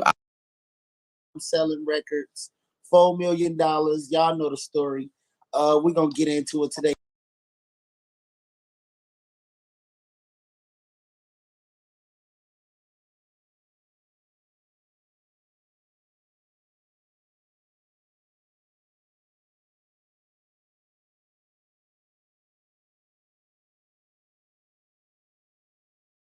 It's like you have to develop the music. Be out there, you know. Appreciate it again, man. Okay. So, how did you get into the music? Like I said, the music has been there. Something that's always been kind of pulling at me, and I had a passion for as a kid, and just to really listen very intently. My grandfather is in the music business, or he was in the music business. He had passed 2 years before I was born in 1981. So I never met him or anything, but he was in a group called the Platters. They were a huge singing group in the 1950s and 60s. They're currently in like the Rock and Roll Hall of Fame. You know, he sold like over 80 million records, a bunch of number ones, top 10s. You know what I mean? They were huge at that time. So I was my dad's dad. And I think it was just passed down to me, you know. My mom's from New Orleans as well. My mom's side of the family, you know, that's a big music city, jazz and stuff. So it's just kind of always been there. And then I just kind of really got into it at age 20, you know. 20 years ago in 2004, I started really making beats. And that was the birth of it. Okay, so who are some of the people you got to work with in the beginning of your career? in the beginning, I was just working with local artists and local talent, and had a couple of artists that were, I was just partnered with. And then those people kind of fell by the wayside. And then I kind of moved up and started working with more established artists, more serious artists. So some of the people I work with out here, Glasses Malone, he's somebody I work with very closely with, a good friend. I know you in LA, so you're probably familiar with him. I work with Dom Kennedy. I've worked with J-Rock, Absol, Problem, Brian McKnight, Raphael Sadiq. Yeah, but currently I just kind of focus on my own label and just focus on my own artists, because the mark of a producer is not like having dope beats. It's about breaking artists. So like the reason Dr. Dre is the guy, the #1 producer, is not because he got the best beats. It's because he gave us the most artists. He gave us NWA. He gave us Snoop Dogg. He gave us, 50 Cent, The Game, all these different artists, right? So that's why I try to do the same thing. I don't want to give Drake his 38th hit, because nobody cares. You know what I mean? But if I can bring, Lil Penny into the game, if I can give Jay Anders a first hit, I can give Cash Boy Tax the first hit, now people are going to want music that sounds like Tax or Gutter Man or Blue Rags or Lil Penny or Nikina. You know what I mean? These are the artists that I see that I'm like, man, this is the future. You know what I'm saying? These are the people that, because I remember being around Kendrick in 2007, 2008. Like, you know what I mean? I remember being around Nip in 2012, 2013. Like, I remember what it looked like before these people were superstars. You know what I'm saying? It's like you can tell who has it and who don't. You know what I'm saying? Then it's just about really nurturing that and kind of helping that develop so that the masses can see it or whatnot. Well, yeah. So what do you think about the new artists in the game right now? A lot of the people that's popular. I think there's a lane for everybody. So I try not to be one of those people that like judge or be like, oh, it was better when it was this time or this. It's like, it's the same game. The players just change for the most part. You know what I mean? So I don't really have like a real judgment on anybody. I'll be so focused on my own team and my own mission that I don't even be like listening to people's music or see what they're doing. Like it's literally like tunnel vision. So I don't even like, of course I hear Sexy Red or I hear Ice Spice or whoever, right? So do you look more for who the producer is versus listening to the artist? I mean, I look for like movements and like a tandem, you know what I mean? So like the reason Ice Spice is what people don't understand is Ice Spice has her own producer. So every time you hear that Stop Playing with Him Riot, that's her producer. He's the one giving her the beats. That's why her sound, she has her own style and stuff. People just be very like all over the place. They think like artists should listen to more producers at the end of the day. The producers are the ones that are like, imagine if Snoop wasn't listening to Dre. You know what I mean? Dre wasn't just in there making no beats. Like, no, he's 10 years older than Snoop. We went and found him and developed him and was like, hey, you're going to rap on these beats. You can write the rap and stuff, but this is the music we're using. You know what I'm saying? Snoop didn't go in there telling him, hey, you need to make it like this and blah, blah, blah, blah. Like, that's not. So a lot of artists be kind of like very headstrong. What I notice when I be in the studio and I watch people and how they be in the studio, they think that they just have it all figured out. And it's like, we don't really know. And most artists don't really study music. They just rap it. You know what I'm saying? They just, I just picked up a pen and rap. They have no concept of music theory, like rest notes, just any of that stuff. So I wish it was more of that because I feel like it would be higher quality music. There's a lot of people that just kind of treat music very disposable, and it's like, oh, I'm bored. I'm gonna go make a song today. Like, hey, maybe I'm gonna try rapping out. You know what I mean? Like it's this real, this casual thing. No one ever just be like, you know what? I'm gonna go be a doctor. Like, you know what I'm saying? Like they don't do that. So you think a lot of artists need artist development before they get into it? Of course. Like everything you see with Lil Penny is like, it's not, it's us, but it was like Penny was on Instagram like anybody else, right? And she had, when I started working with her, in like the summer, early fall of 2021. And I just worked on music with her for like a year. And then in December of 2022, I was like, all right, I'm gonna start growing your social media because now your music sounds like what it needs to. I'm not gonna put people in front of you and you just sound like, she was already good, but it was like, you have to develop the music.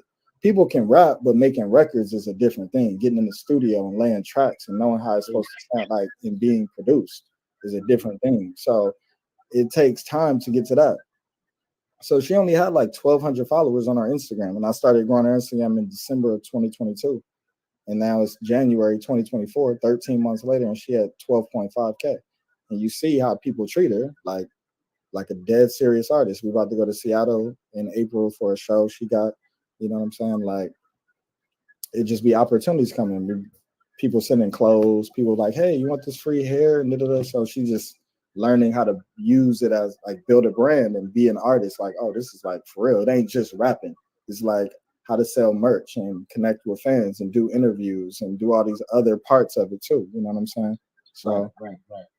That's a lot of intricate parts. So we're gonna get into some of that little penny. I know you didn't send it to me, but she sent me one the other day. And since that's your artist and I like the music, I'm gonna play it again. Is that cool with you? Yeah, all good. Let's go. What song you playing? I'm gonna play I can't see exactly what the name says. Start with an O. On Point?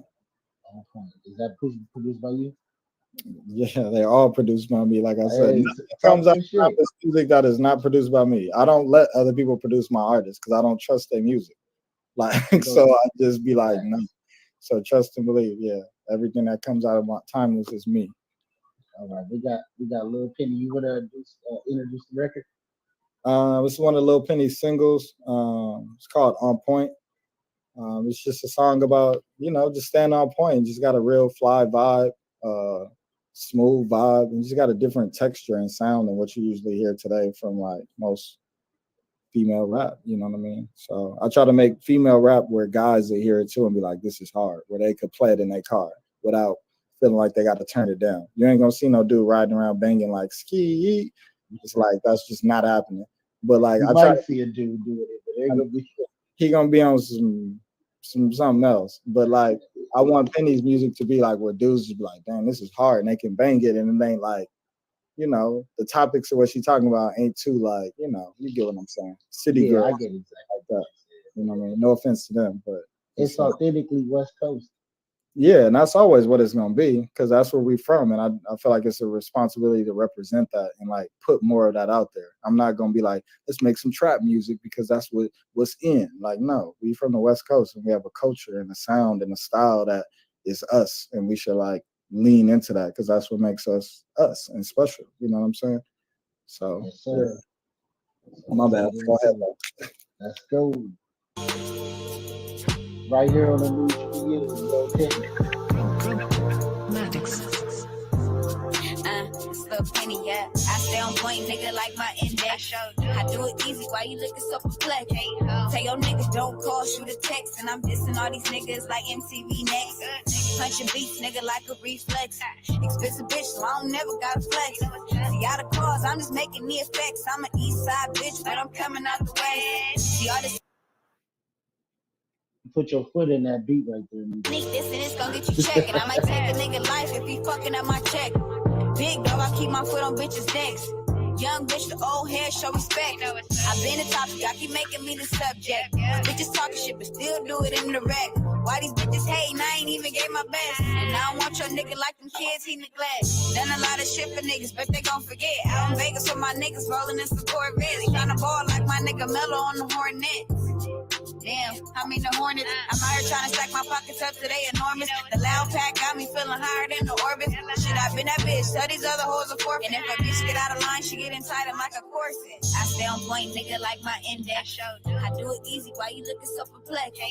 Tell your nigga don't call, shoot a text. And I'm dissing all these niggas like MTV Next. Punching beats, nigga, like a reflex. Expensive bitch, so I don't never gotta flex. See all the cars, I'm just making the effects. I'm an east side bitch, but I'm coming out the way.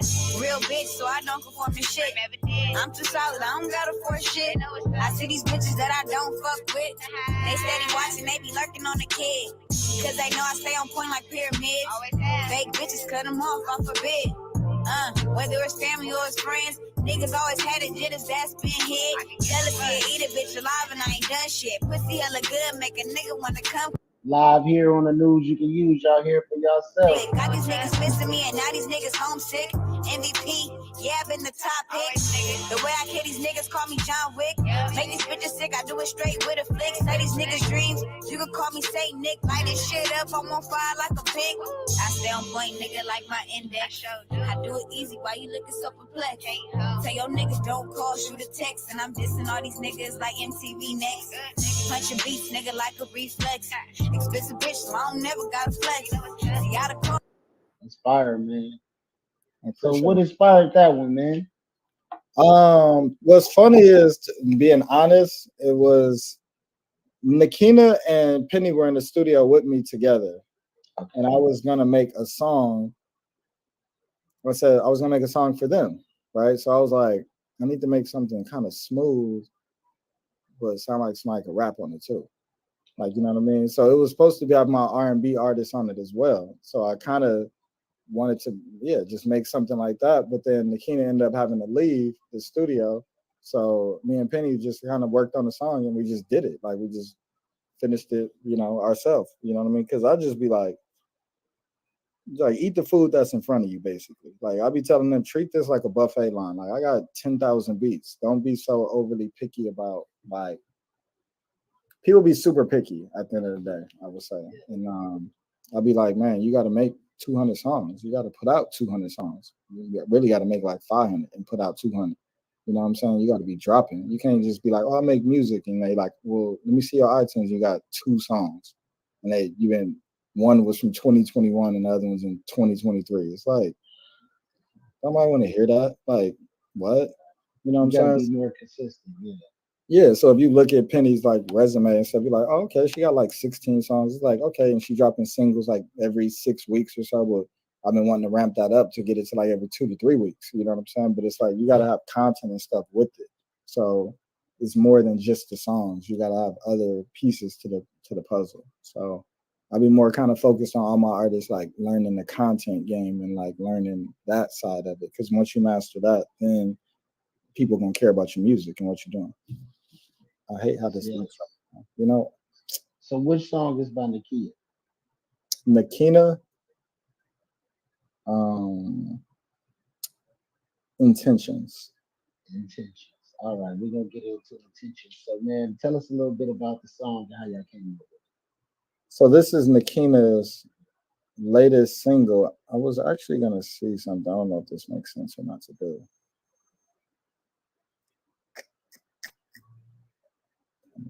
I'm sorry. We definitely want the interview with her, man. We got to get her on. I know. I was gonna see if this will let me switch because I'm gonna be honest, I hate how this looks right now. And it's if you wanna wipe the screen real quick, go ahead and wipe the screen. That just seems to not be working, my man. Like, and it's He really said, "Yeah, you might have to wet, so you wet a little napkin real quick." Yeah, because I'm like, I gotta. I'm looking at you on the TV. You like I'm like super clear, and you are a little fuzzy, but I can see you, boy. Can we? Yeah, You want to get into the record while you do that? I'm sorry. All right, yeah, let's switch. Is this There we working? go. This is just way better. Just turn it to the side now, and we all get you. I got you. There we go, live and clear and direct now. I apologize. How's the sound? Does it sound good? Yep, everything is good on the sound. All right. So this song is called Intentions. We just dropped this song like 5 days ago. It came out on the 25th. Nakina is like classic R&B. She's like Brandy, Ashanti, Aaliyah. It's that 90s, 2000s just vibe of like classic R&B that a lot of people miss. You know what I'm saying? So yeah, the song is called Intentions, and it's just for her talking about like, like when you meet a guy basically, and it's like, what are your real intentions? It's like, you just trying to fuck, or do you really like fuck with me and want to be with me, or you just trying to get some pussy? Because niggas you put the facade on until they get some cat, right? And then they be like, all right, I'm out of here. So Nakina was raised by her grandma and stuff, so she's very like, she a good girl at the end of the day. You know what I mean? Right. Like, she just is. Like, sometimes her music, her songs sound almost like some Disney stuff, where it'll be in like a movie or something, like some Disney movies or something. So her songs kind of reflect that same thing. I try to make or tell all my artists to kind of create from a real original and authentic place. Like, don't try to create with the artist, with the crowd in mind or the audience. Like, make the music for you first that you like, and then we share it with the world, and hopefully other people like it and enjoy it, you know. All right, let's get into it, man. Intentions, produced by Metro, the CEO.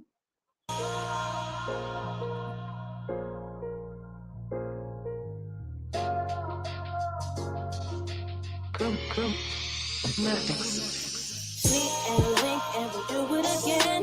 Kiss and hug, but we do it as friends. 1 through 5, got 3 out of 10. It's my time that you get. You wanna give 100%. Don't worry about the money or the time that we spend. Can't refine, so I never know when or where will it end. You cannot just do me how you want, casual and nonchalant.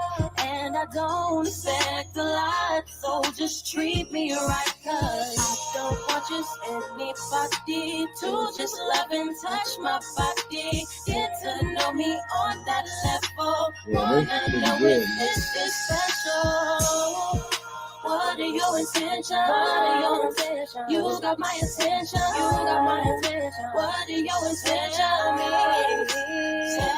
me. Like when you talking with. Hey, that was pretty good right there. I fuck with that, man. Yeah. So what's your process when you making beats? The slow cooker, the crock pot, the oven. It's not the microwave. It's definitely not that. So it's like, I don't mean I take forever in a sense. It's just like, in the sense like a love put into music. It's like I really just make the music that my label is called Timeless Music. So I really create with like, if somebody heard this 70 years from now, it gotta still sound dope. Like, you know what I mean? It still gotta sound like, wow, like that's really good. Like if you don't say nothing else about my songs, I feel like even if they not your style, you can still respect the quality of it and be like, this is good. Like just the compositions of it and the melodies that are used. It's like I went to music school, and also like you can hear my tag when it says Chromatics. That's me and my production team. So it's me and 2 other people that I produce with. But like sometimes they do tracks, like, you know what I mean, and like sometimes all 3 of us make something. We always tag it the Chromatics. So our production team is the Chromatics. So it's like how Pharrell has the Neptunes, right? Right. It's like I'm Pharrell, but there's the Neptunes, right? People don't know about Chad Hugo like that, just like they don't see Dante or they don't see G Money. I'm the person that runs the actual label, and Timeless Music is mine. The Chromatics is I'm a part of that as a production team, but Timeless Music is my label. They don't run a label. They don't pick the artists. They just want to, for the most part, are musicians and make tracks. And you know what I mean? They be in the studio with me here and there, but I'm the one that's always like pushing the label forward and stuff and doing that part. So sometimes they'll do beats together and then give it to me or something. I'll give it to the artist. So like those 2 songs and just the 3 songs I sent you, these are ones that I actually produced, like me, like without them being on it. You know what I'm saying? But our music is super versatile and stuff. So it's never the same process, like a formula to it. It's like, you know, we might be in the studio and be like, let's make something like this, or I was listening to this and let's try to flip something like this or make something in this vein. You know what I mean? Because we've been doing it so long, you just like, it's like throwing a dart at a dartboard now. You know what I mean? We're not just going in there for like fun. It's like a calculated, like, all right, we're gonna do this and then try to execute that the best. You know, I don't even really just go. Dante and G Money, man, y'all all doing a good job. Y'all doing a good job. For sure, appreciate it, dog. Appreciate it. So, what's the next record we got here? This is from Jay Anders. Song is called "Gotta Have You," and yeah, she's like if you can mix like Missy and Drake together, she's like super versatile and super creative. So like she's singing and rapping on the song. She's speaking to females on the song, so you know so yeah, it's a different vibe to it. Like yeah, so when you hear it, I think Jay Anders can do a lot. She's she can reach an audience of people that most of us can't reach. She can do certain festivals and things of that nature if her music spreads, and that's like a super supportive community there. So that's not like the focus. It's just great music overall. But as people get to know her and kind of get into her world, they kind of be like, oh, okay. Like, yeah. So I'll just see what you think of it. You know, it's called Gotta Have You. Let's check out Jay Anders, Gotta Have You, on the News You Can Use podcast. Produced by my boy right here, Metro. Y'all better tap in with Metro. Not only does he own Dead Talk, he does that. His man can produce. Y'all tap in. Seen you last week at the valet. I was headed back west from the Omni. Had to get the number before you got away. Bad little ting ting with a pretty face. Eyebrows on flick, hair to your waist. Where you going? What you need? Can I get a taste? I'm not trying to move fast, but you caught my eye. And if you haven't noticed, baby girl, I'm kind of fly. We could grab a couple drinks at the West End. If you're a little shy, you could bring your best friends. You seem independent though, small on confidence. Whipping in a two-seater, who you rolling with? I'm just trying to see you in that silhouette. And I don't know about your past, I could take a guess. Whoever let you walk away sick in the head, like make it make sense. I just gotta have you. Tell me what I gotta do. And this is her on the singing and the rapping? Yeah. I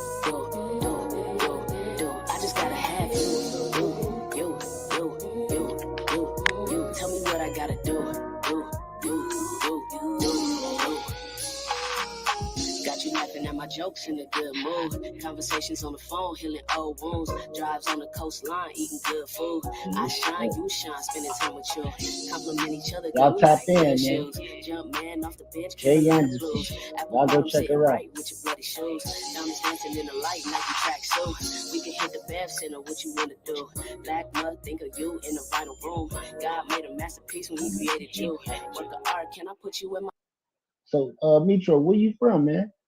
I grew up in LA. I grew up in South Central until I was a teenager, and then I moved out here to the IE, Moreno Valley. I live in Riverside now, but I went to Moreno Valley High School. You know, shout out to the Vikings. You know, it'd be a lot of, I'm sure you know, you'd be hearing it all the time. Conversations.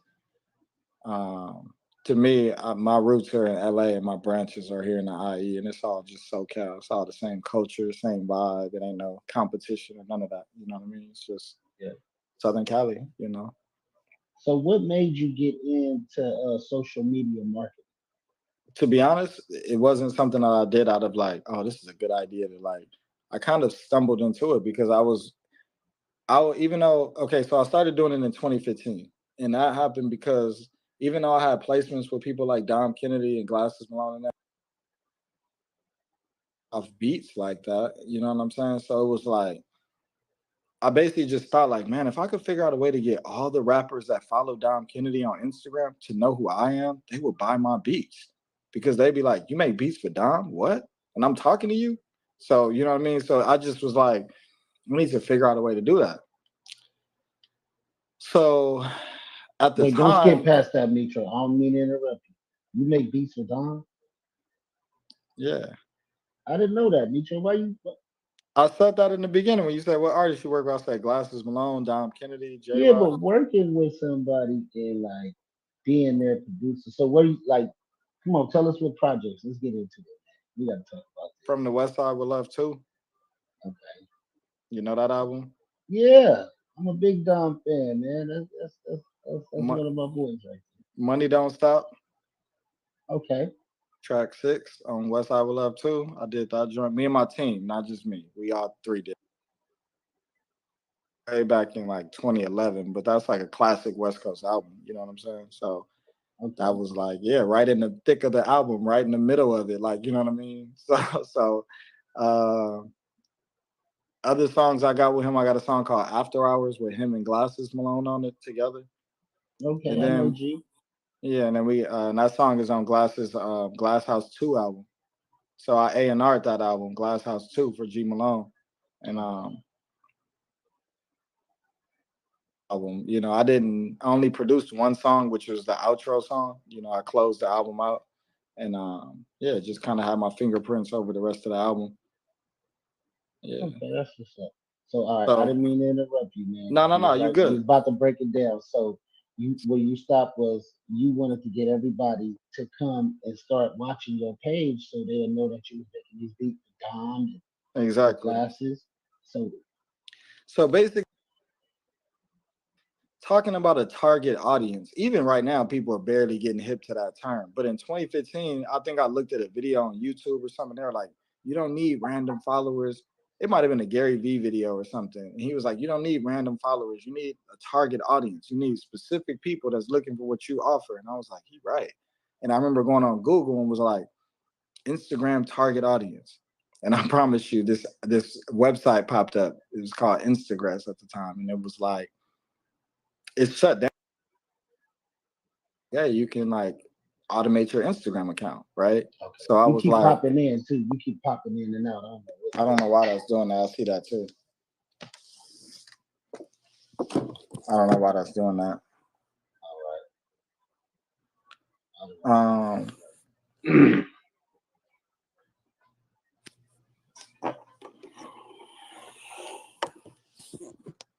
My bad.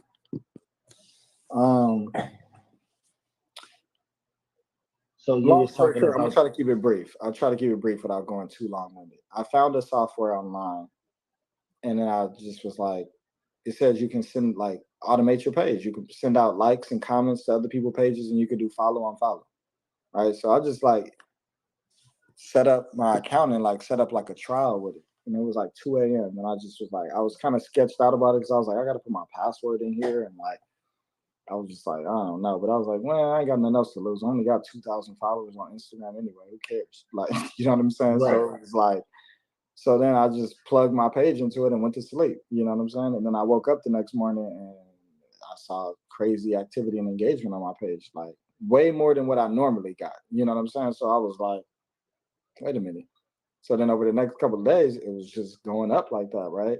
So then I just used it for myself for like 2 years, bro, to just sell beats. So I would target rappers with it, right? And then I would be like, send them an automatic comment on their page and be like, hey, you hit me if you need beats.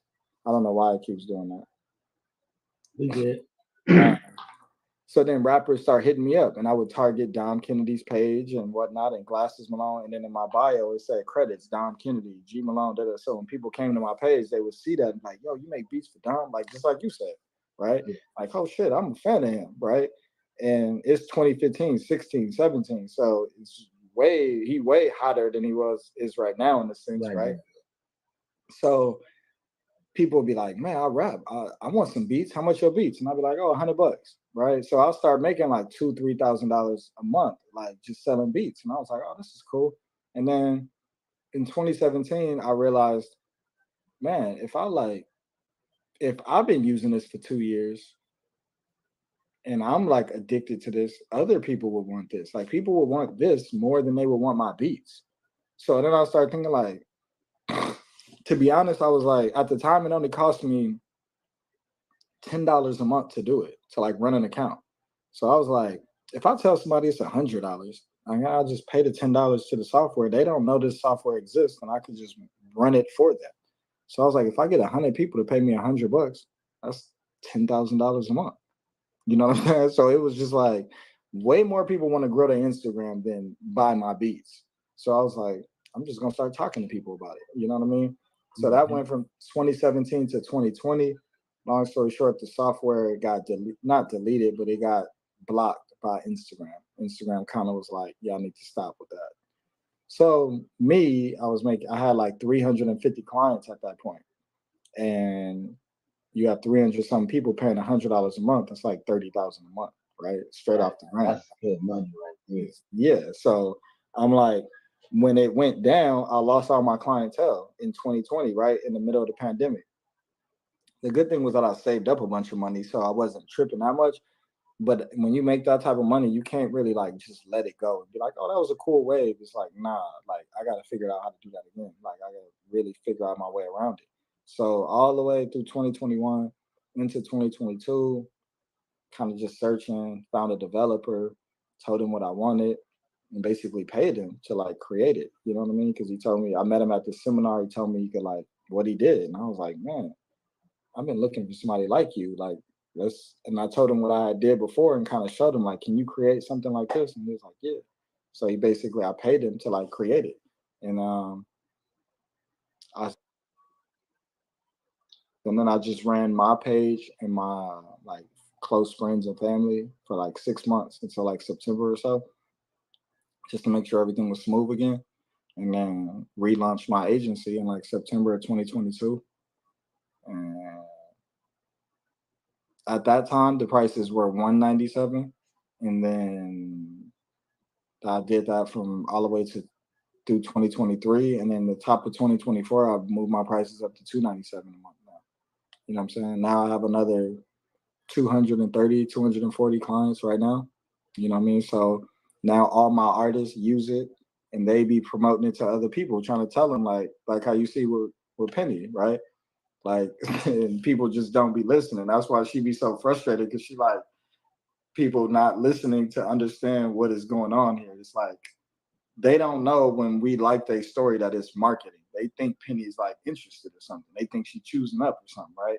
So they come to her page and see her content, which I help her post. I don't post it, but she asked me, hey, should I post this? Should I do this? You know what I'm saying? Because it's all geared towards making money. So they see her content and they all into that. Then the automatic DM message hits them and be like, we should do some work together. Tell me more about what you do. So then they like, dang, she blah, blah, blah, blah, blah, blah, start telling her the whole life story. And she's like, okay, cool. You have a clothing line? I'm gonna link you with my producer that has this dope marketing agency. And they be like, no, I'm cool on that. What's up with you? And it's like, she's not interested. She's trying to help you like with your business. Trying to get you some marketing. Because Penny gets paid as well. She's operates as an affiliate too, because she's like, I can bring a bunch of people to my producer. This nigga grew my Instagram and everybody around me, she sees it with her own eyes. You know what I'm saying? All the time. So she's like trying to tell the people that are coming there, okay, dude, you rap. You got 800 followers and 4 posts on your page. What do you like? This is what you need to get your shit moving. And they just be like, she's trying to hit me over the head and trying to take some money from me. And it's like, no, I'm trying to show you. They see where she at and be like, damn, I'm trying to fuck with you. And it's like, I'm trying to show you how to get here. Like, you know what I'm saying? But they just don't see it in that way. So that's where her frustration come from when you see her on live sometimes. Because every day she getting 80 messages a day, 80 DMs a day, literally, like every day. You know what I'm saying? So when she look at it like an opportunity, like if I referred all these people to Demetrius and they signed up and she's getting a commission, if it's 80 people a day, let's say you're getting $100 a day. Right. If people listened, right? But they just looking at it like, no, I'm cool on that. But what's up with you? Where you from? And she like, I'm not here to talk to you. Like, we're not friends. Like your page got hit by just like thousands of others. So hundreds of people are hitting her. She ain't got time to be sitting there talking to you. Like, you know what I'm saying? They don't know that it's hundreds of other people every day. So she just hit them with the copy and paste message, like, go over here to Biz Talk if you want to grow your brand. Like, we can I need you to send me that too. Like, we can get signed up after. We can talk after you get signed up with this. Because if you're not doing what we're doing, why do we want to talk to you? Like, for me, this is my goal, to get to 1,000 customers with my agency. 1,000 people paying $297. That's $300,000 a month coming in, right? I'll be at $3.5 million. I can run my record label however I see fit, right? I can put Penny wherever I want. Nakina, I have the music. I just need the money to push it. So I'm like, okay, I have this agency that other people can use to grow their Instagrams. You can sign up for $297. Your page grows 500 to 1,000 followers a month, and then you can refer other people to me. And every person that signs up, you get a $60 commission off that.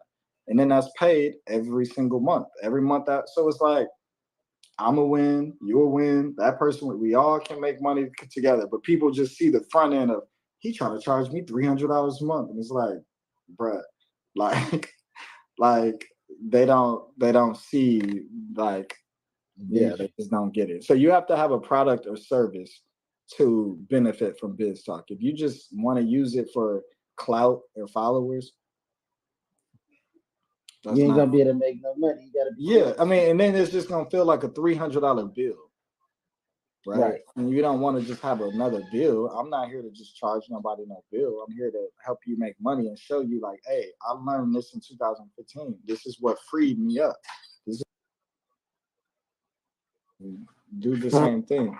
You know what I'm saying? But people just they don't get it. Like they think we just talking because they just came up on our page randomly, and they don't even realize sometimes how they got to the page. Because that like on the story is so like they don't see it as marketing, but it is. It's like, you know what I'm saying? So they thinking, oh, this person really checked out my page and is tapping in with me. And it's like, we are, but not, we doing it to so many people that it's like, I can't sit and talk to every single person and give you a simple breakdown. Like, I'm at home right now. My wife and kids have to like share me with this as well, right? And they be annoyed sometimes, like, why people don't just listen? Like, why don't they just like, everybody on Instagram wants to grow their Instagram. And it's like, here, this is how you do it. Or you, okay, or you, if you want to manually do it, you go manually go view 8,000 stories a day. A day. You can't. No, it's impossible. It's humanly impossible. It's like if you're walking, I'm introducing you to a car. You're writing letters, I'm introducing you to a cell phone. Like, you know what I mean? You can't be like, here's a car. Well, I got to put gas in it. Like, yeah, you have to pay and put gas in it. Yeah, you have to put tires on it. Yeah, you have to change the oil, right? Right. Yeah, like that's kind of how it is. Like, there's a cost for not doing things too. Is the dude out there that's 30 years old and doesn't have a car or a cell phone, is he winning because he's not paying a car note and insurance and gas and doesn't have a cell phone? I'm sure he don't got his own place. He don't got no female. He probably don't have a kid. You know what I'm saying? So there's a cost for not doing things. So people be like, they think that this is almost like an optional thing. And I present it like it's optional, but to me, it's mandatory, flat out. It's mandatory as you having a car or a cell phone, or, you know what I'm saying? Because your Instagram is your online resume. So why would you not want your resume to be going up? Right. You know what I'm saying? Like, your resume should always be going up. If your resume could be seen by 10,000 people a day and you can pick the people, why would you not do that? You know what I'm saying? So for like Penny, I'm just targeting all the female rappers in the game. Lotto and Ice Spice and Lola Brooke and all that. The problem is the people that follow them are following Megan because they like seeing her ass and her twerk. So when Penny likes their story and these dudes with 600 followers that get 5 views on their story, they see Penny there, they like, how she find my page? She not only did she look at my story, she liked it. She's trying to get my attention. She's trying to choose up. So they come to her page, like all her stuff. That's why her engagement is so crazy on her page. Then when they choose to follow, because they trying to get her attention, then the auto DM hit and be like, I want to do some work with you. Tell me more about you. Now they really feeling like, oh, what's up? It's just this big psychological thing, right? But they don't know that we like are leading them down this road. And when we try to show you, hey, this is what we're doing. Nah, I'm not into that. Like, what? Like if this worked on you and got you here, you gotta invest. You gotta invest into the information, and you gotta invest into yourself. Instagram is only gonna show if you got 10,000 followers, only 10% of those followers is gonna see. Is that correct? Probably 3%. Because they want you to pay. I'll give you this. I'm gonna give you this. This is something people do not know nothing about. And you probably never heard of this. Have you heard of the Instagram trust score? No. People, this ain't even information on the internet. Like, you probably can't even Google this. This is like some backdoor Facebook meta information. So when you post, they show your content to like 3% of your followers, right? This is why you should never buy fake followers. Because they're going to pick randomly 3% of your followers and show the content to. And then they're going to be like, in the first 10 minutes, 5 minutes, we're going to see how long the view time is on this, how many likes it get, how many comments it get, how many shares it get. Shares are the most important thing. People sharing your content to other people, like, look at this, right? The next important thing is comments, I think. and then it's like watch time, and then it's likes the most least. It's easy for somebody to just see something and like and go, and keep it pushing. They don't even watch the whole reel or nothing. They just click. But the watch time is important. How long somebody watches your content. Engage. So within that first 3 to 4, based off shares, based off comments, and if you hit this threshold, Instagram will then show it to more people. Are we gonna show it to 5% now? And then they rate it after 15 minutes. How many did he hit this bell? Cool, we're gonna show it to 10%. That's how virality happens. But if if you got 10,000 followers on your page and 9,000 of them are fake, right? They're gonna pick 300 of your random followers. How many of them 300 random followers they show your content probably gonna be the fake followers?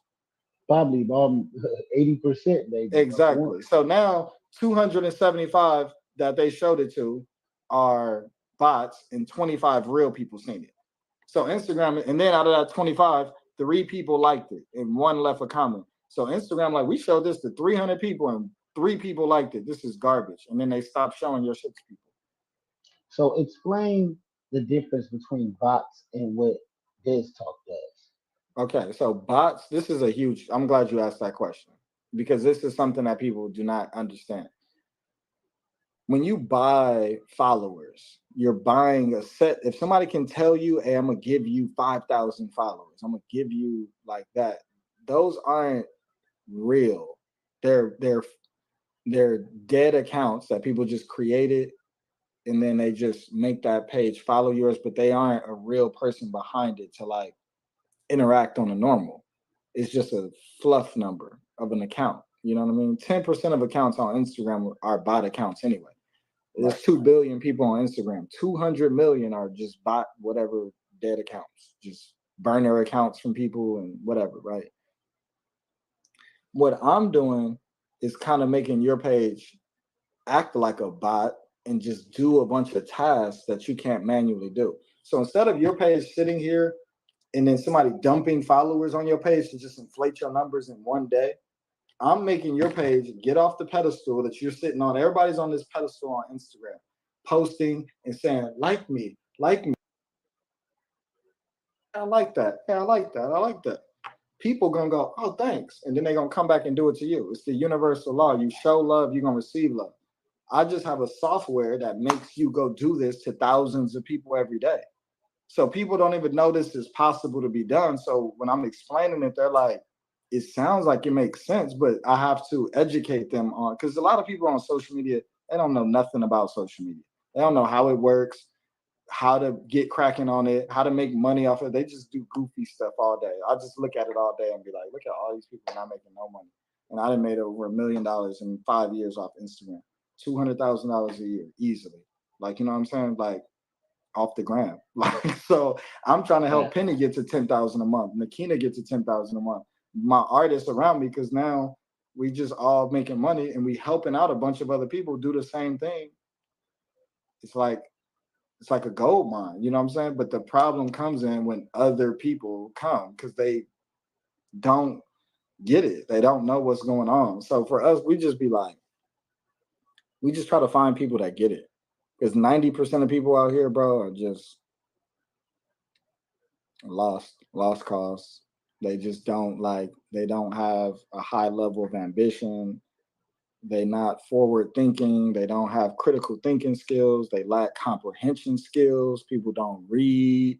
It's just be so many things that I just be like, I see why people are broke and struggling.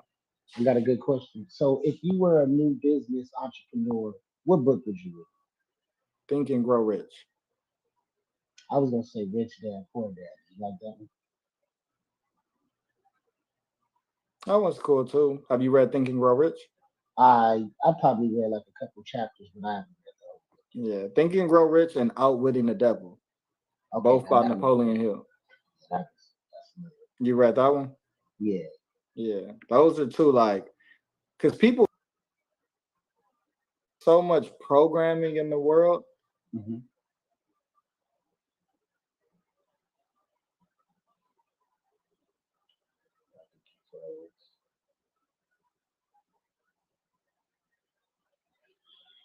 I think he froze, y'all, man, but that's the BizTalk CEO, Mitro. Go follow him on Instagram. Tap in immediately to Biz Talk. Go get their services, man. It works perfectly. I'm using it. I think y'all should use it. If you want to tap in with me and get your Biz Talk account going and get your Instagram following going, holla at your boy at News You Can Use, or you can tap into the Trapflix News You Can Use page. If you want to get a movie put on Trapflix, holla at your boy. Go download the app immediately for all the new content. We will be putting new content up. We will be doing a lot of big things. This is the News You Can Use with your host, Big Surf God. I'm out.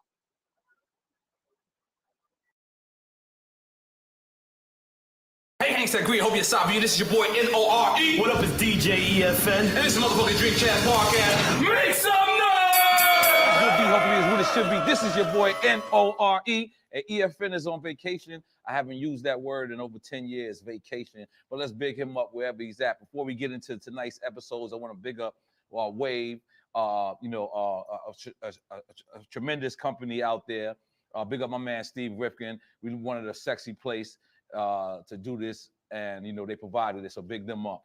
But this is Drink Champs Podcast, and right now I have two of the most lyrical giants of the world, the gorilla and the lion of the jungle. These guys go bar for bar. They finally linked up together and made a whole project. It came out Black Friday. If you didn't go get it and you don't know who we talking about right now we talking about Jadakiss and Mr. F-A-B-O-L-O-U-S. Make some noise! Now, I'm peeping the Instagram. You brothers was on the promo run out here in LA. Yeah. Yo, you guys must have changed 3 different times today. No, we gotta just bring our vibe, Y'all niggas got the stylist with y'all? Ruby Lou in the cut somewhere. I said these niggas is changing outfits everywhere. We gotta bring our vibe everywhere we go. Okay. You know what I'm saying? Well, I want to start it off right and celebrate you, Fab. Here goes your own bottle. Even though you got bottles at the crib, we gotta do it right. You pop that, that's all you. You know what I'm saying? Kiss, we got you too. You want your bucket too, Kiss? Or you want to take this bucket? It's a little sexier. Okay, look, it's right there. You know what I'm saying? You guys, I know y'all been working hard and all that, but I am your peer. We are of the same, and I want to salute and respect you, brothers. You understand what I'm saying? Thank you. I heard you. I heard you had an argument about the vibe cover. Oh yeah. I mean, I was talking to them niggas. This guy. Yeah. Uh-huh. I was talking to this guy. And we came to the conclusion that he was a hater. trying to hold back New York hip hop. That he was a hater. You know what I mean? Go ahead. I can he say even it for admitted you. it. He admitted it. Yeah, he admitted it. Why he tried to smash or something when you took out his wife? I don't know what it was. Okay. It was. I think it was a little pillow talk vibe that that's when a lot of the hating be going on during the pillow talk. That's when the most hate goes on. So niggas be out here pillow talking, Fab. Definitely. So let's take it from the beginning, Fab. Right? Because you didn't meet Clue that night that you rhymed. I met Clue that night. I had never met Clue before. That shit is crazy. The craziest part about meeting Clue is, in that era, you remember it was like mixtapes, and you never seen what the DJs look like. Well, from my standpoint, I had this picture of Clue in my head that I thought he looked like. You know what I mean? All the DJs back then was big and had these deep voices. So and then I met Clue, and he was like a smaller dude. I was like, oh shit, you know what I mean? So that threw me off the rip. Then he came and he was saying, I thought I was just meeting him, like, people had told him I was nice and he wanted to meet me. But he came and was like, yo, we come back from commercial. Can you tell me what's happened in the last 200 years? This isn't real, right?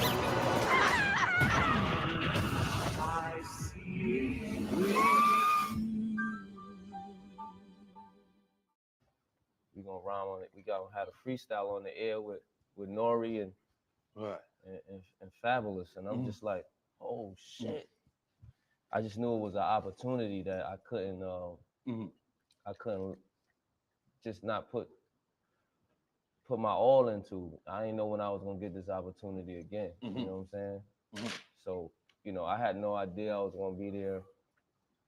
I always in my head, and when I play around with you, I always say I smoked you that night. Yeah, I definitely want my rematch.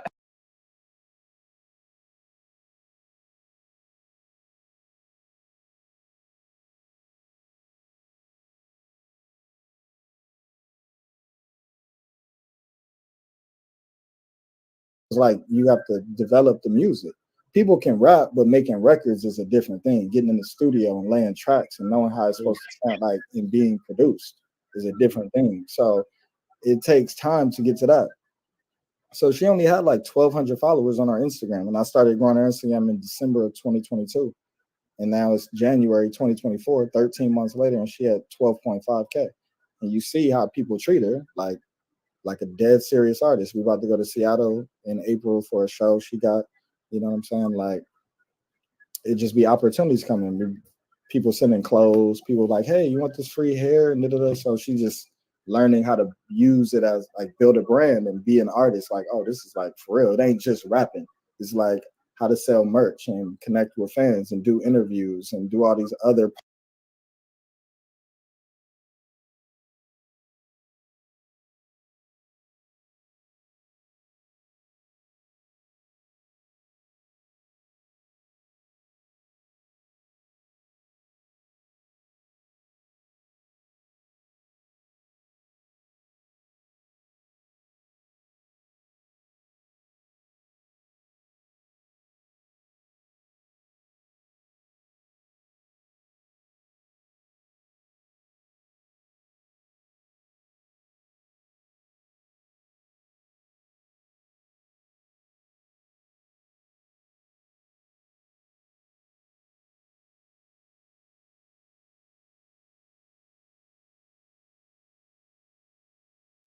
But then I watch people lose their life over that lifestyle. I watch people lose their kids, lose their girl, lose their families. Penitentiary, be killed early, you know, in life, young in life, ain't even 20 yet, dead, you know, the dead shit made me be like, I seen it for real. I didn't need to fucking rap about it. I could walk outside and somebody getting shot. Right. Like, them niggas coming down the street shooting, or my partner got killed in real life. Like, I didn't want to glorify that. I was gonna rap about it anyway, but when they said, "What's up with the Mo murder? What's up with the Mo mayhem?" You know, that shit right there was like, damn, it's like the devil asking me to do something. My people dying for real. I do want this money, but when I didn't agree, they say he's woke. Get him out of here. Master P, he agreed with this shit. That's what we get behind. And I said, And it's all coming out now. I mean, you can read between the lines now because you can see who did what and who got this big and who put the money up behind them. So if you follow the money, it's all exposing itself. You know what I'm saying? Yeah, we at the time of exposure. We at the time of the secret is out now. We at the time that, damn, they did trick us. Yeah. And now our children and our children's children, they want that same shit now too. They put it in us. We put it in our children. Our children put, like, I got homeboys that got 5 grandchildren already. I don't got one yet, but I got 7 children.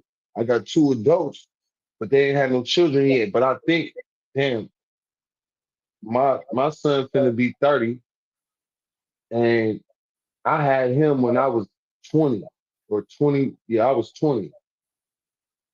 No, I was 21. I was turning 21. Yep. So I was 21.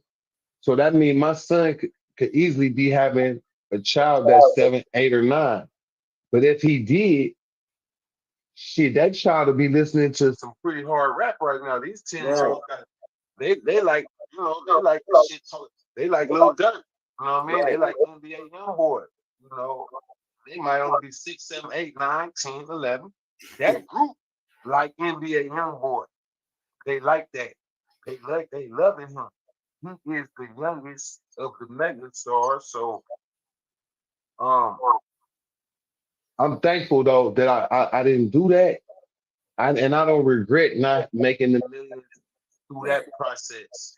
I feel I'll go down in history if I just stay true to the game, even if I hit for my millions in my 50s. Like you might be one of the first ones to ever really do it that way.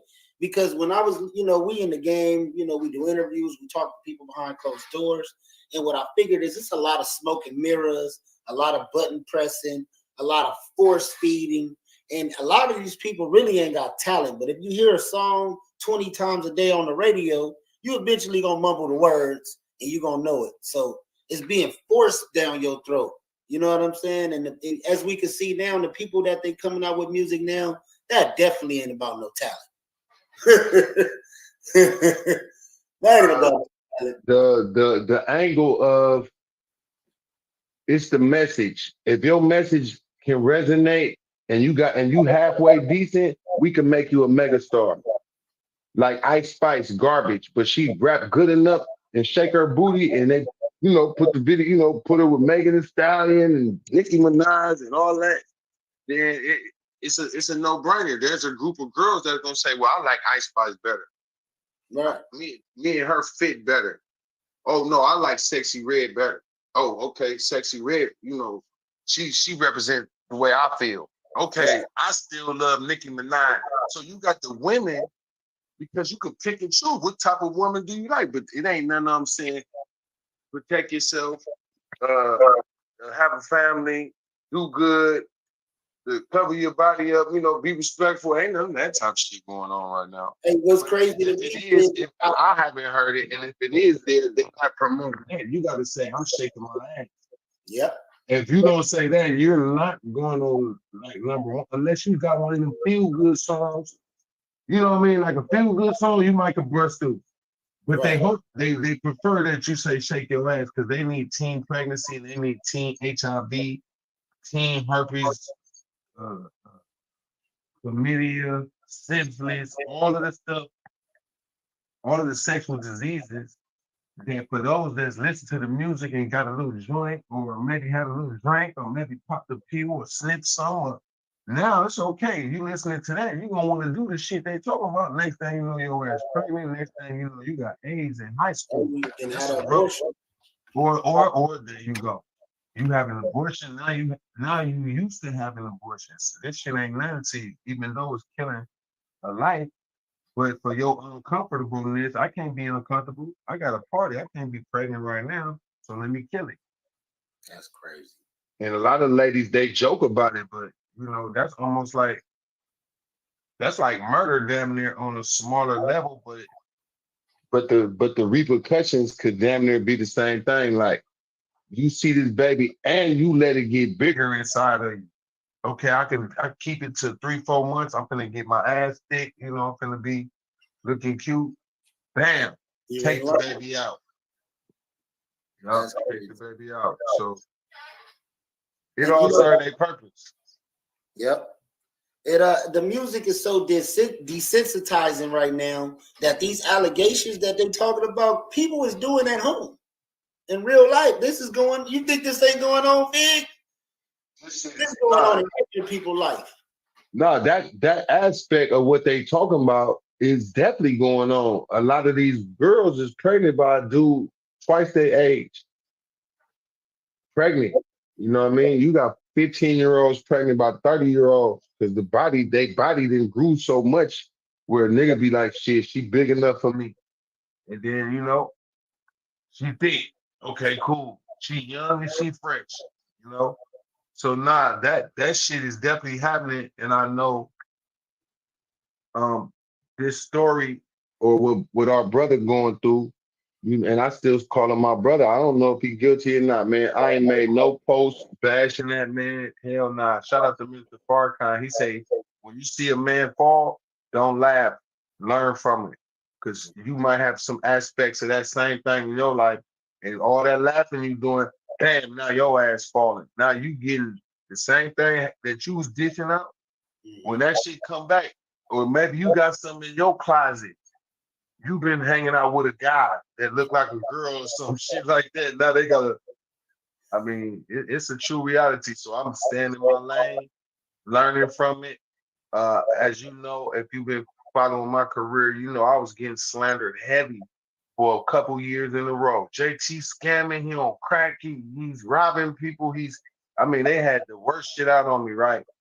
And I said, the minister Farrakhan taught us, if you stand on truth, it's like a palm tree.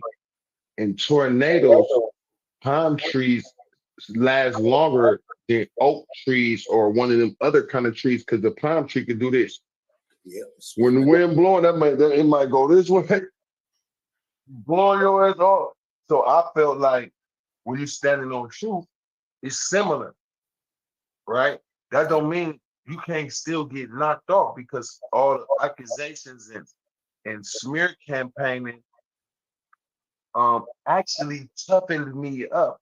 So if it ever happens again, I've already been through it. And if I'm standing on truth, then you can't smear me. You can make up some shit that could look right and get a couple co-signers, and they could be, you could get on YouTube and say, man, JT robbed me with a shotgun a year ago.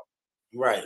If you say that enough times on YouTube, make enough videos, certainly there's going to be a group of people like, I knew that nigga was a robber, or I knew he. So all it takes is for somebody to say it enough times, even though that's defamation. Right. That's slander. But slander and defamation that's part of the shit. And for a nigga with a YouTube channel, he don't give a shit about spreading something. If I'm gonna do 100,000 views, how much is that in the paycheck? About $400-500? Right. It's something nice, It's something you could be like, you know what? I got a good check coming at the end of this month. I did 50,000 on this one, 30,000 on that one. I did Young Dolph Killer's scene at Keisha house. Man, you get 1 million views for that one. Big U and Whack 100 almost have a fight at McDonald's. He said almost have a fight. And they be having a picture or a video clip that just keep rotating while they doing all the talking. You can see this clip, but you never get to see it. They just tricked you and talked you into a scenario with a headline and a thumbnail. If your thumbnail hard, you might do 1 million views off a thumbnail. It don't even got to be that dope. It's your thumbnail was so raw. Because I've seen some shit. I said, this got 95 million views. What the hell? Certain things that got them crazy views, but this thumbnail made me click it. Man, what the hell is this? Oh, man, they done got me, man. This shit right here. I didn't, you get 3-4 minutes into it. They got credit for the view now. Shit, they don't need you after about 3-4 minutes. Or how many? Is it 3-4 minutes or 10 minutes? I think it's for a view is about 10 seconds or something like that. 15 seconds. Nah. I'm talking about to get the real credit of the view. It's at least a couple minutes or something. Yeah, you got. Okay. Yeah, where you get credit for the view, and they like shit. I don't care if you I don't care if you're mad. If you leave this motherfucker on long enough, I'm gonna get paid off of it. So that's the danger of this new age where you could just spread shit on people, whether it's true or not. Right. And if that man throw that fucking lawsuit out, the judge throw the lawsuit out, if he did do criminal shit, then the people gonna come, because if it's enough evidence, then they can say, okay, we gotta press charges. But a lawsuit ain't charges. A lawsuit mean I want some money, nigga. This about That's some what money. they want. They want them. When he gave that money up the first time, I said, "Oh, you fucked up, Diddy. Should have never." But everybody running and everybody ran to go put something in. But he knew she knew something. He was like, for sure she knows something. So let me hurry up, get her out the way. But one thing I can say, if a person ever has sex with him, right, and they wanted to be in a relationship, but he like, man, you know what this is? We just was doing that. Right. That was 10 years ago. You seeing what's happening now. Shit, I got some text messages. I got a picture sitting at his house. Shit, then he put my paperwork in and say he touched me. He held me against my will, or anything like that is workable right now. That's crazy. With this Me Too shit and all this weird shit. It's workable. It's workable. It's workable. Like, you can really put some allegations on somebody, man. And feel by like the time it's coming from somewhere higher though. This is somewhere higher up. They didn't put her up to doing it. And once she did it, that's what it is. Now he can't put his face on a brand at all.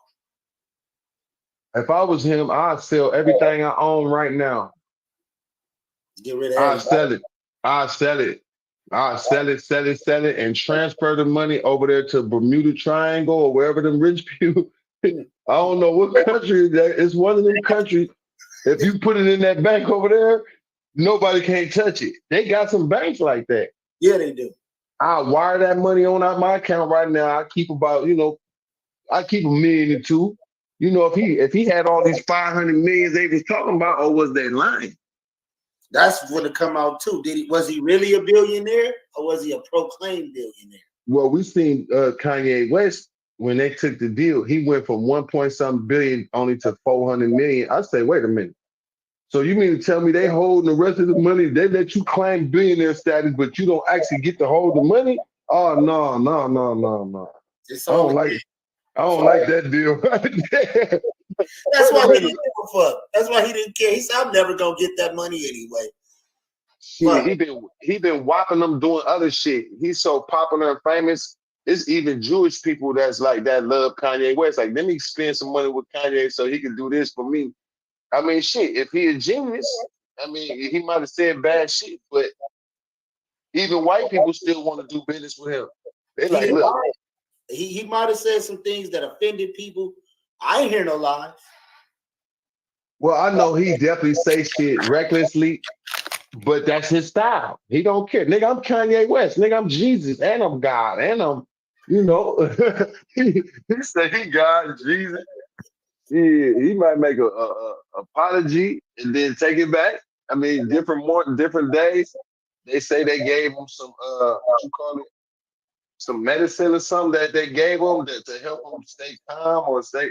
And if he don't take the medicine, I like shit. Fuck that medicine. Let me just be me then. Because he said if I keep taking this, I'm gonna be like Michael Jackson. Right. He said it. He said, man, they was shooting me with some shit, man, and I wasn't thinking right, man. Fuck that. He went and married him a new white girl, and he gonna try to live happy ever after. I say, hey, that do make sense. If you caught him, and the doctor said, if you don't act right, I'm gonna shoot you with something. You'll never see your kids again. Oh, hell no, I ain't going back to this doctor no more. Oh, man. I ain't never heard a doctor say no shit like that before. And he put the text message out, though. So it was real. Right. The doctor should have been in jail. How you go?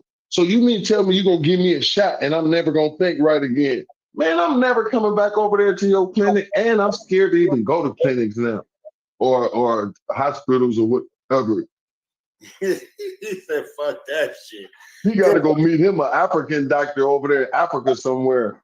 I'll take my chance with the Africans before, because if you go to the white doctors and they already mad at you, I mean, I'm not racist at all. I understand who they are. I learned the history of white people and black people.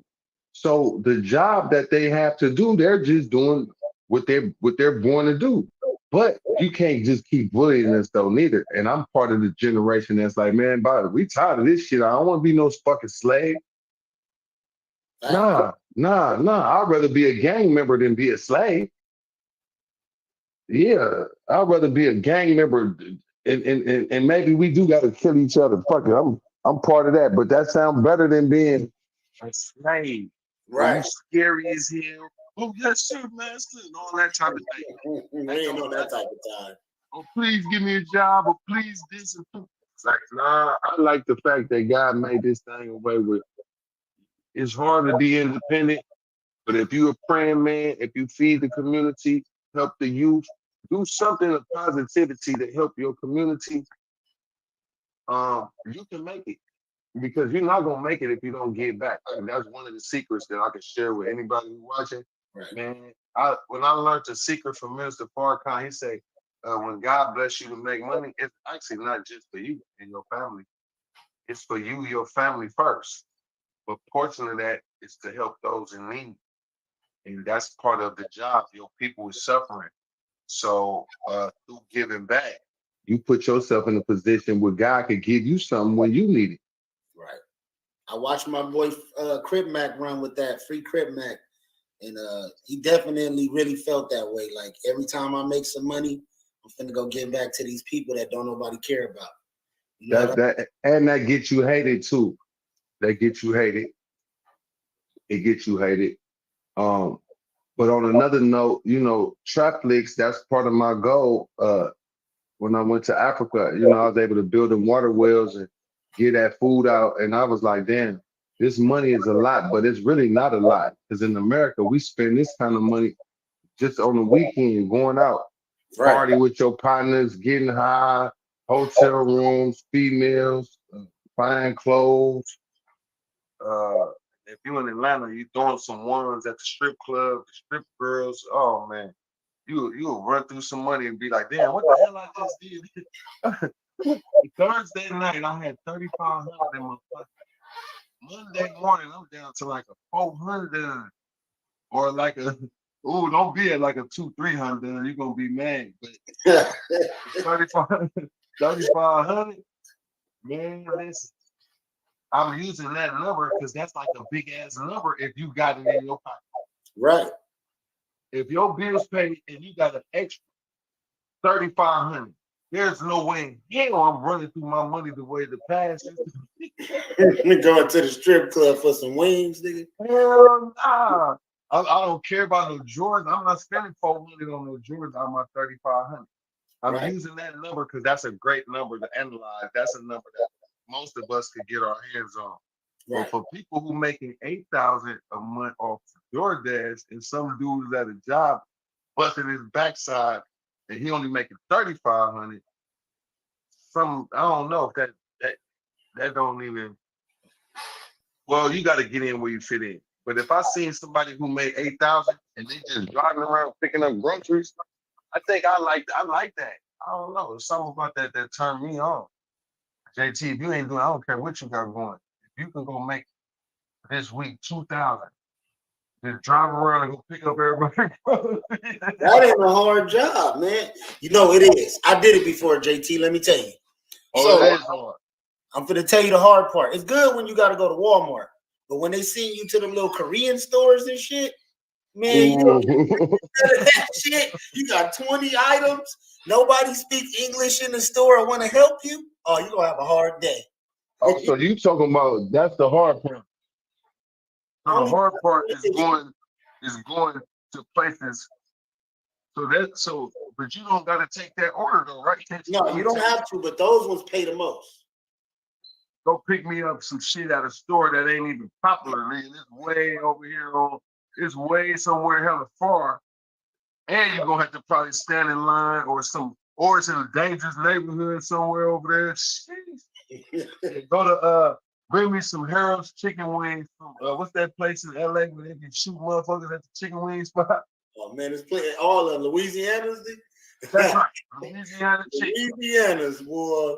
I need to find one of them. I want some of that. Louisiana's got the best chicken, man. Is Harold's Louisiana chicken or is it Harold's from Chicago? Harold's chicken. Harold's chicken is a different spot. So I think Harold's, and then you got the Louisiana. So both of them is in LA? I know they got one in Vegas. I don't know if they got one in LA. I never been to the one in LA, but for sure. Both of them is tremendously. I know people get shot, definitely. Right. But that's a place that I know I want some of that shit. I want some for myself. Right. But yeah, though, my guy, but we're gonna definitely have to come back and do this again. I got a few calls to make, but I definitely want to get on here for you and get you this content, let the people see that we're working together. I'm proud of you and how you was able to load your channel up, making you like a real broadcast person. You do this shit on the regular, you stay posting. So I think between you and my man Lil Gangsta Earn, y'all two is the most active that I've seen since I started this. So I'm rooting for y'all, and I'm definitely looking forward to getting y'all more tied in some executive roles because as you know, Trapflix, I might be the founder, but a smart founder is going to hurry up and find a team and let y'all step out front, put y'all out front. You know what I mean? As faces, people that want to do the interview, talk to my man. He gonna get you on. You go on his shit. and then we're gonna post that shit on Trapflix. So I think that's good. And I think one of the things you should do is make a compilation of some of your stuff, and then load it up on Trapflix, not through YouTube, but put a cover, so that way I could put that thing at the front. Okay. You know what I mean? I could put, you know how we got the movie cover, Yeah, and it's the slide at the top. Yeah, then that way you can get some of that action. So I'll definitely recommend that. If that's something you probably should do. I definitely appreciate the opportunity and the acknowledgement, man. And I'm ready to roll with you whenever you're ready to go. Hey, man, come on, let's do it, my G. Keep pushing. You got the number. You know, I'll try to come on a couple times a week, at least 20, 30 minutes, say some words. You know, we update our combo, our lingo, our information that we pass on to the others. And for those other people that's trying to get their channels, you know, they could come through you, and you'll be able to get them a sweet deal. So you got some sweet deals. Y'all hear it for yourselves. Sweet deals, baby. All right, y'all. Much love, man. Keep going, and salute to the chat. Yes, sir. Yes, sir. All right, JT. You have a good one. All right, peace.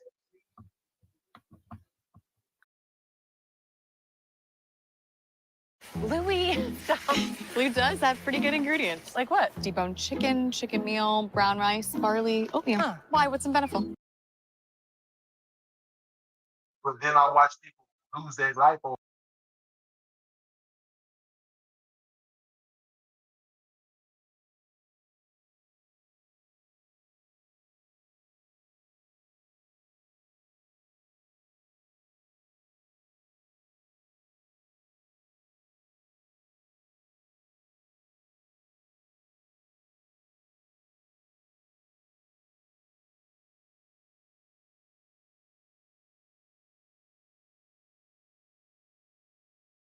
That's why our freeways got to be like six lanes, and we still be in traffic. Still be. Hey, in Houston, bro, they always working on the freeway, and it seems like they don't never move. This been like this for 2.5 years, man. It's in the same spot at the same exit. Like that's ridiculous. They It's congested. And that's why you need to ride with a blunt in the car. Just cheapen and cheap. You said what? How the weather? That's a bad Be question. prepared for every weather phenomena that you could possibly think of in one day. And question, what part of Texas you in? Right now I'm in Cypress. So it's kind of I wouldn't say north, but it's kind of in the north side area. You got Spring over here, Tomball. So, but Cypress, this is a decent area. I'm trying to sway away from the north. They see in the north. I am, but you didn't have to call me out like that. But I definitely was. But I'm in Cypress. But the weather definitely, like just going into the weekend, Thursday, it was warm, then it'll get cold and it'll be windy. Then if it rains and it's cold enough, then hail start happening. You literally got to plan for everything. You got to have rain, coat, boots, umbrella in your car, a jacket, and then be ready to get naked at one point in time. Yeah, we ain't got to the point of the shovel. Yeah. Oh, summer's just hot. Summer's just hot for no reason. Summer, you do want to take your skin off. I don't want my phone to die. God. Yeah, take your skin. I can't take I'd rather it be cold because at least I can put on most stuff. When it's hot, I can't. What am I supposed to do? Just chill. Yeah, that Texas summer is different. Yeah, man. What we reached like 115, 113. When was that? What you mean? When was that? It's like every summer. Every summer. Oh wow. Yeah, summer we get hot and then it's like a wet heat. So don't think of like if you've been to Las Vegas, that dry heat, that kind of dry desert. Yeah. Like ain't no moisture in the air. Us, we got humidity. So it's just you just wet and damp. It's just Nigga, Goes. Oh, it's yeah. in the show. Like that shit don't make no sense, man. How you can bust out in the full sweat while sitting under a tree, my nigga. Oh my god. Right. Don't let your air go out in your car or your house. Oh shit. You dying, man. When you see people with their windows down riding around in Houston in summertime, their air conditioning don't work. They getting the air, they no way. Their air conditioning don't work. Everything busted. Yeah, down bad. Down bad. And then now we getting winters. Now we starting to get like some of these freezes and stuff. Like we preparing for a freeze now. It's gonna drop to the lowest was like 20 something. Shit, this we calling a business where you at, huh? Up there in Philly, it's cold, huh? Oh yeah. It's 28 degrees outside. You know what I'm saying? That's ridiculous. It's cold out in Philly. Well, Yeah, I thought you was saying you was from Detroit. That's why I said Eminem. yeah, no, I'm not from Detroit. No. Okay, I thought you said Detroit. Philly. Okay, yeah, Philly get cold. The North get cold. New York definitely. I already know it's probably under snow. I think we so, Huh? we actually expecting some snow pretty soon. Yeah. So yeah. Just stay inside, man. First time when I went to New York for school, for culinary school. Okay. So going up there and seeing snow for the first time was excited for maybe, I'll give it a month. After that, the excitement was gone. Oh, you born and raised from Texas? Born and raised in Texas, but I got a scholarship to go to New York for college. That's what's up. Yeah. Hands purple. Terrible. Did me dirty, huh? You get the Chef Ramsay on, or you just Yep, I get the Chef Ramsay on. Definitely in the kitchen with me. You guys know how to maneuver. Otherwise, I'm gonna kick you out real quick. You gonna get something thrown at you, I'm gonna kick you out. Hey, I got a challenge for you. I've been trying to find somebody that say they can cook. Mm. One day, go in your refrigerator and you got 20 minutes to make a meal out of something that's in your refrigerator. Okay. That's how I started. All three of us should do that on the news. Yeah, that's what I'm saying. We're gonna make it a challenge. 30 minutes. And there too, we gonna smoke, we gonna get lit. And then you just go in your refrigerator. Whatever in there, okay, man. Go in your refrigerator. I can do that. Yeah. Oh, now everybody got kicked out. Yeah, we in here. We the new folks, but we done took over. Big Texas. Hey, man. But yo, man, we gonna make something happen. We can get some cooking shows going on. We finna talk on everything. Okay, bet anything creative. Yeah. I'm a self-taught cook. I learned straight from self-taught. Hey, that's how most cooks is happening. Hey, self-taught, watching mama, grandmama, somebody, daddy barbecue in the back, somebody doing something, and I'm watching. Hey, I'm at the point, if you cook it, you gotta eat it. So, if you cook it, you gotta eat it. Yeah, so you eat it. Food expensive, hey. Hey, if it's nasty, man, put some sauce on it. The bachelor, when you're a bachelor, is real. Noodles, you ain't trying to eat noodles every day. You might want to go in there and go and hook you up again. It's like, hey, man. Shit, Yeah. These boys are just yeah. Well, Some guy done came in, he didn't kick people out there, he got off. Well, damn, sir say he finna put us on the spot. What y'all got? And then I did post a clip of a song I did I'm almost done with. It was called Everything's Bigger. And I put that on my page too. Okay. So you want to get into like the singing aspect of it too? Or? So the scene kind of it kind of comes as it comes. I definitely would like a vocal coach just for rapping in general, because I feel like that'll help me regardless, even if I do try to, but if to me it's like when I'm creating, if I hear a harmony or whatever, then I'll try to find it. Even like Hardy, like when I first met him, he came into the studio, was just like, hey, anybody can sing? I was like, no, but I can write the hook for you. So I wrote it, but he was like, go try to sing it. So it took me a few tries to get to pitching where it was going because I have nothing to like base it off of because it's I gotta create it. So it's as it comes, but I'm not really too focused on it. I'm still trying to like perfect the rap, but again, if it flows and it comes right, it's a good feeling, then I'll put it in there and try it out. Yeah, I got a bunch of like R&B type beats. Like, I've been looking for anybody. Yeah. You hear somebody on one at this point. Yeah, because I mean, I a few R&Bs I hear here and there, and I'll be like, okay, I fuck with this, and be trying to challenging myself to be like, all right, you know, do I hear a little rhythm or something?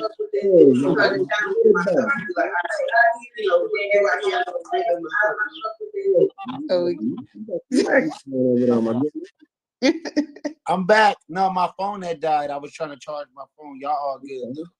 We thought you tried to put us on the spot, right? Yeah, y'all on the spot. Yeah. You boys say I'm a disappearing on the shadows. Yeah, my phone died on y'all, man.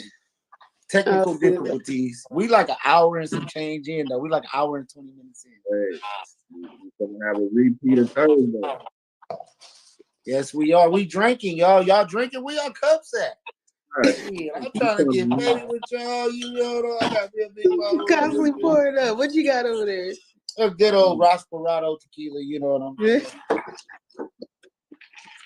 saying? Pedra Azul. Yeah, man. I'm trying to get tapped in with Thomas Allen, man. So I need them to come on and lock in with me. Yeah.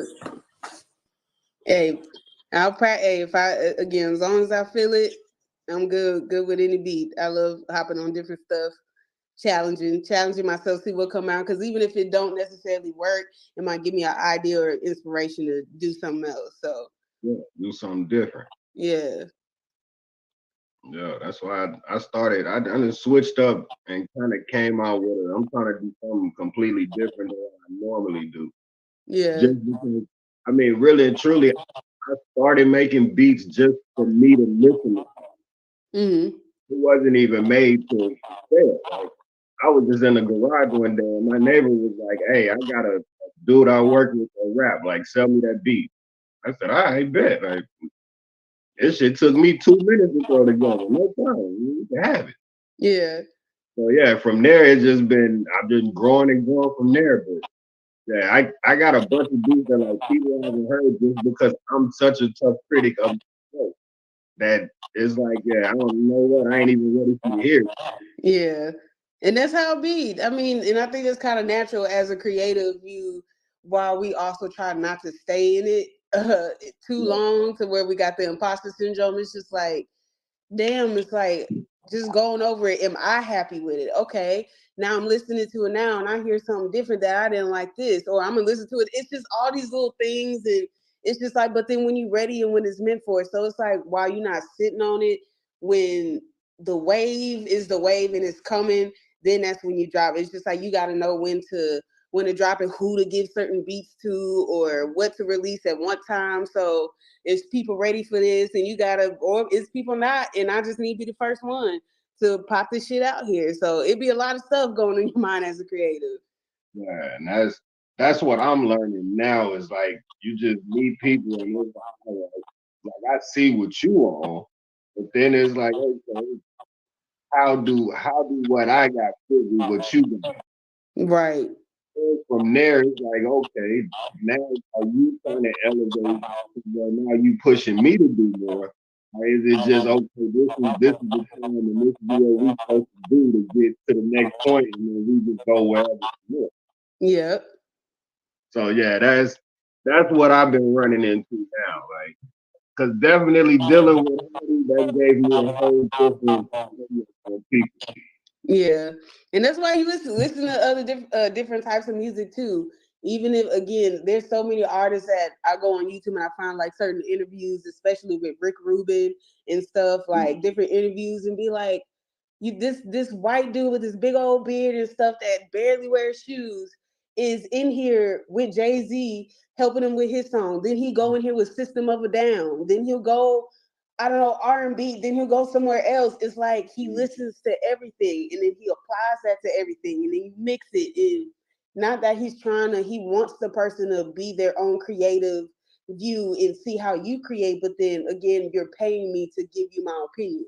So while I'm not trying to tell you how to do something, it's like, how about we try this? Or if we don't like this, how about this? Or you know what? This jazz player played this really good beat and I think it would go good on here. So it's just that creativity, like the flow of it and the mixing and the blending and stuff. You just got to learn it from life experiences, listening to different music, different interviews. Sometimes it takes just smoking and taking a shot one day and opening your notes in your phone. Or the beat, the Pro Tools, or whatever you use, and be like, all right, I'm about to just play around with different sounds.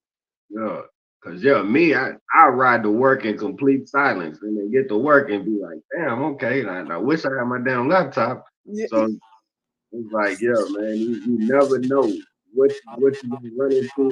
I made a beat off of watching somebody with their car repo down the street. Hey, I love y'all energy. I love y'all energy. I'm gonna be right here in the studio. I love y'all little dynamic y'all got going on. C-Rod just needs you to put the phone on something. Cause your hand is in front of your camera. Girl, there you go. Girl, let me jump back out. Y'all finish. I'm trying to roll up and hold the camera at the same time. We got Snubs back in the building. Snubs, hold your camera to the side. Oh, my fault. Yeah, here we go back at it. That North Philly snow done tapped him out one time. Yeah, we going up, man. We had about 7-8 people watching us a minute ago on YouTube. Yeah. I don't know how we doing. We on Twitter, we on Twitch, we on Facebook, we on Instagram, we everywhere right now, y'all. Not just YouTube. We being seen by all kind of people right now. I don't know who watching because I can't look at all the pages at one time, but we live. Shout out to the people on Twitter. Our Twitter is going crazy. I need to get Twitter. You never got in it. Huh? I need to give me a Twitter, man. I never understood that. I got like 10,000 followers on Twitter. Twitter is so friendly and cool. Well, it was. Yeah. I was like friendly and cool. It used to be before it became Twitter X. I don't know about Twitter X. Because I was like, I see all kind of craziness on Twitter X. I be like, oh shit. I don't know if I'm watching Pornhub or Twitter. I don't know. I thought that was Tumblr. I guess they took that off of Tumblr though. That used to be Tumblr. No, Tumblr still got some explicit content on it. I still got. Oh, Tumblr. they just hiding it better. Oh, yeah. Apparently, I need to lock back in with the internet. Yeah, I don't know about man, you missing it.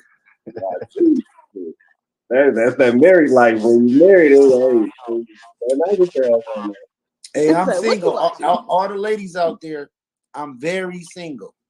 I'm not 2 months single. I'm not 6 months single. I'm single. You know what I'm saying? I'm focused single, but I'm single. C-Rod, don't drop your phone, girl. C-Rod, drop her phone.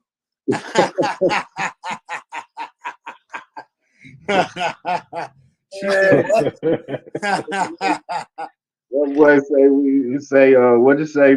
Love. We're gonna do for the love of surf, man. Hey, we're gonna have to come up with that show, man, for the love of surf, man. We're gonna have to do that. We're gonna have to see if it's a lucky woman out there can win my heart. I think Snubs, you single too, huh? No, I got a girl, man. Hold on. Don't put you in that boat, bro. I'm on the internet, nigga. I ain't gonna get the line. No, I ain't gonna get the line. Right now, I ain't gonna lie. Where'd C-Rod go, man? She dropped her phone when I said I was single. It scared her, huh? Damn it, man. And disappeared on us. Oh, man. Snubs, play us some music, man. Play your feelings right now. Play some shit how you feeling. All right, hang on. I got you. Y'all know I love that Currency, so anything y'all play Currency, I'm jamming out to. We at 1 hour and 30 minutes. Anybody watching this, you are truly a News You Can Use fan. Hey, can you hear me pretty clear? I got my AirPods back in. I hear you perfectly. Yeah, I can hear you, man. All right. I had to put my other mic on. Okay. I'm gonna need my boy D-Class to get him a mic. Hey, it's going up. All in due time. I hear you better though. I can hear you a lot better than I did before.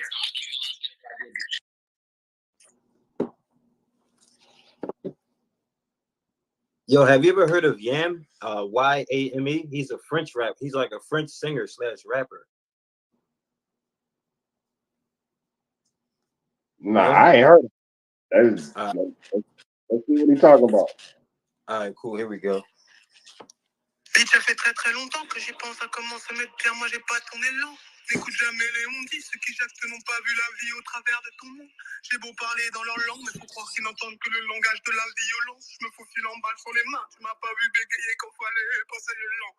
Sans caracher quand t'as négro, j'ai choisi mes modèles, c'est fiable comme un moteur allemand. Blindé sans cara, sans chicot, et je fais des gros bien plus que les grands de tes grands. Je démarre pas, ils sont pas concentrés. J'attends pas la passe, ils peuvent pas s'entrer. Je m'entourais pas de basaner. On est pas venu ici pour se pavaner. Prends pas tasser, je vais me cesser. Come on, D-Class. Oh, I'm too busy trying to hear what the hell he's saying. I'm trying to understand this dude. Right? I'm trying to figure it out myself. But let's turn up to this. Turn up, y'all. We gonna turn up like we really know what the fuck going on. Come on, D-Class. Hey, because I'm trying to do some real criticism. Like, hey, this Snubs is hilarious, bro. Hey, and that's some shit that I probably would really jam on the tune. Like, I would sit here and smoke a sweet and really listen to that, man. And I was sweating and speaking the same way. Man, I'm about to try to play a record. Let me see if you can hear what I play. Hey, say, nope. We say we're not doing the overseas. Oh man, what the fuck, Snubs? You ain't gonna give him a chance. Snubs, play another one. One more. Play another one, man, because you was on the roll right now. You got me in D-Class on the edge of our seats. Oh my God. Oh. You heard of Central C? No, let's listen to it. In a top try, see a man topless, even a stick is gay. Hugging my brothers and say that I love them, but I don't swing that way. The man don't celebrate Eid, still running on Christmas Day. Somebody told That's that shit, right? I'm kind of indulging that. In my great tracks, you see the bulging that, see the motion clap when you're throwing it back. These females planning on doing me wrong, so I'm grabbing a drum at the Trojan pack. Post the location after we gone, can't slip and let them know where we're at. I don't know about Boy, you got Surf God turned up tonight, boy. and I aim it 100 M's. There's so much things I ain't done yet. Like fucking a flight attendant. I don't party, but I'm a party. Let me sit down, man. Sometimes I wonder how life would have been if I never did take them risks and would have prospered. Floating and I won't go under. Been out of town for a month. Absence made the love grow fonder. UK rapper, UK flow, gotta mention my name if you talk about the genre. Alright, how can I be homophobic? My bitch is gay. Hit man in a top try, see a man topless, even a stick is gay. Hugging my brothers and say that I love them, but I don't celebrate Eid, running on Christmas Day. How can I be homophobic? My bitch is gay. Shit right there, Hit man in boy. a top try, see a man topless, even a stick is gay. Hugging my brothers and say that I love them, but I don't swing that way. That shit right there. Hey, that shit, when that shit switched, that shit was super catchy once it switched. Man, this how that shit make me feel, D-Class.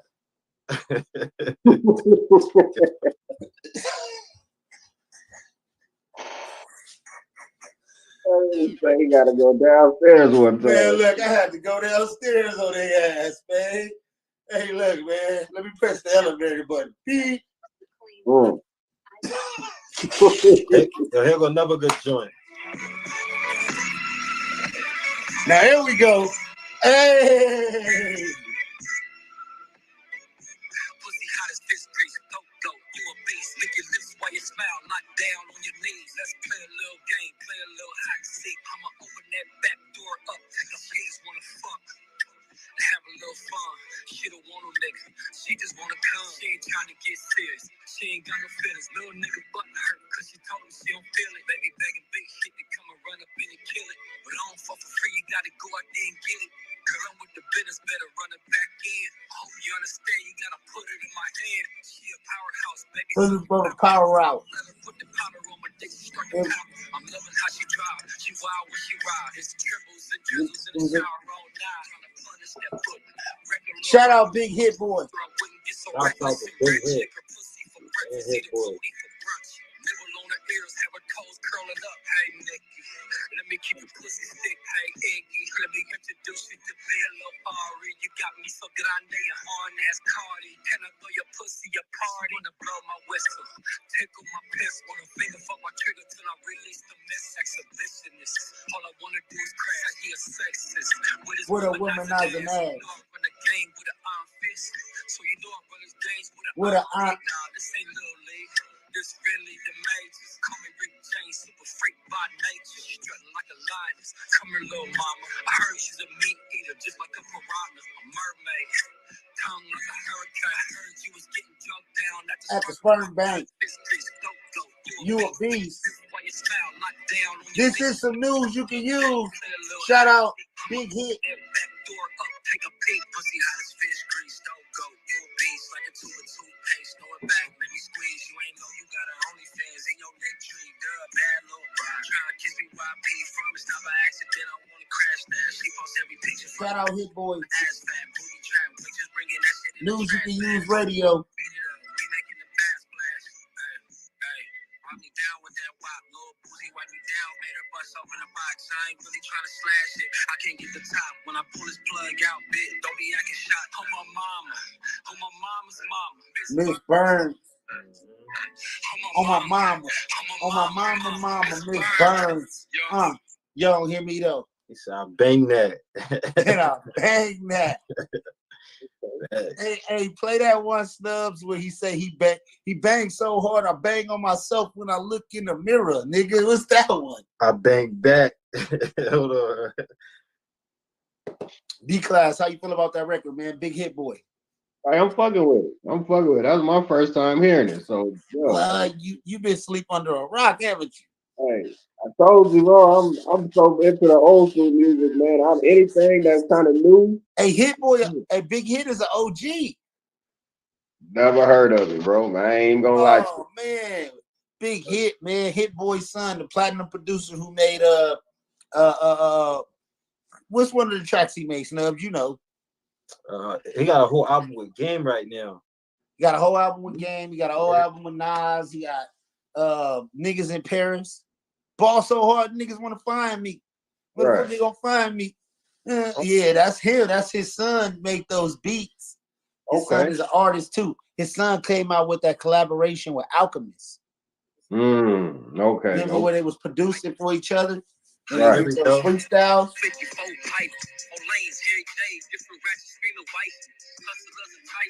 Police too shiesty.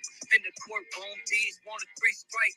Man, I'm hating feisty. The killer wanna fight. Smile in my face, but the circus wanna bite. The handle pearl white, chopper flashing like light.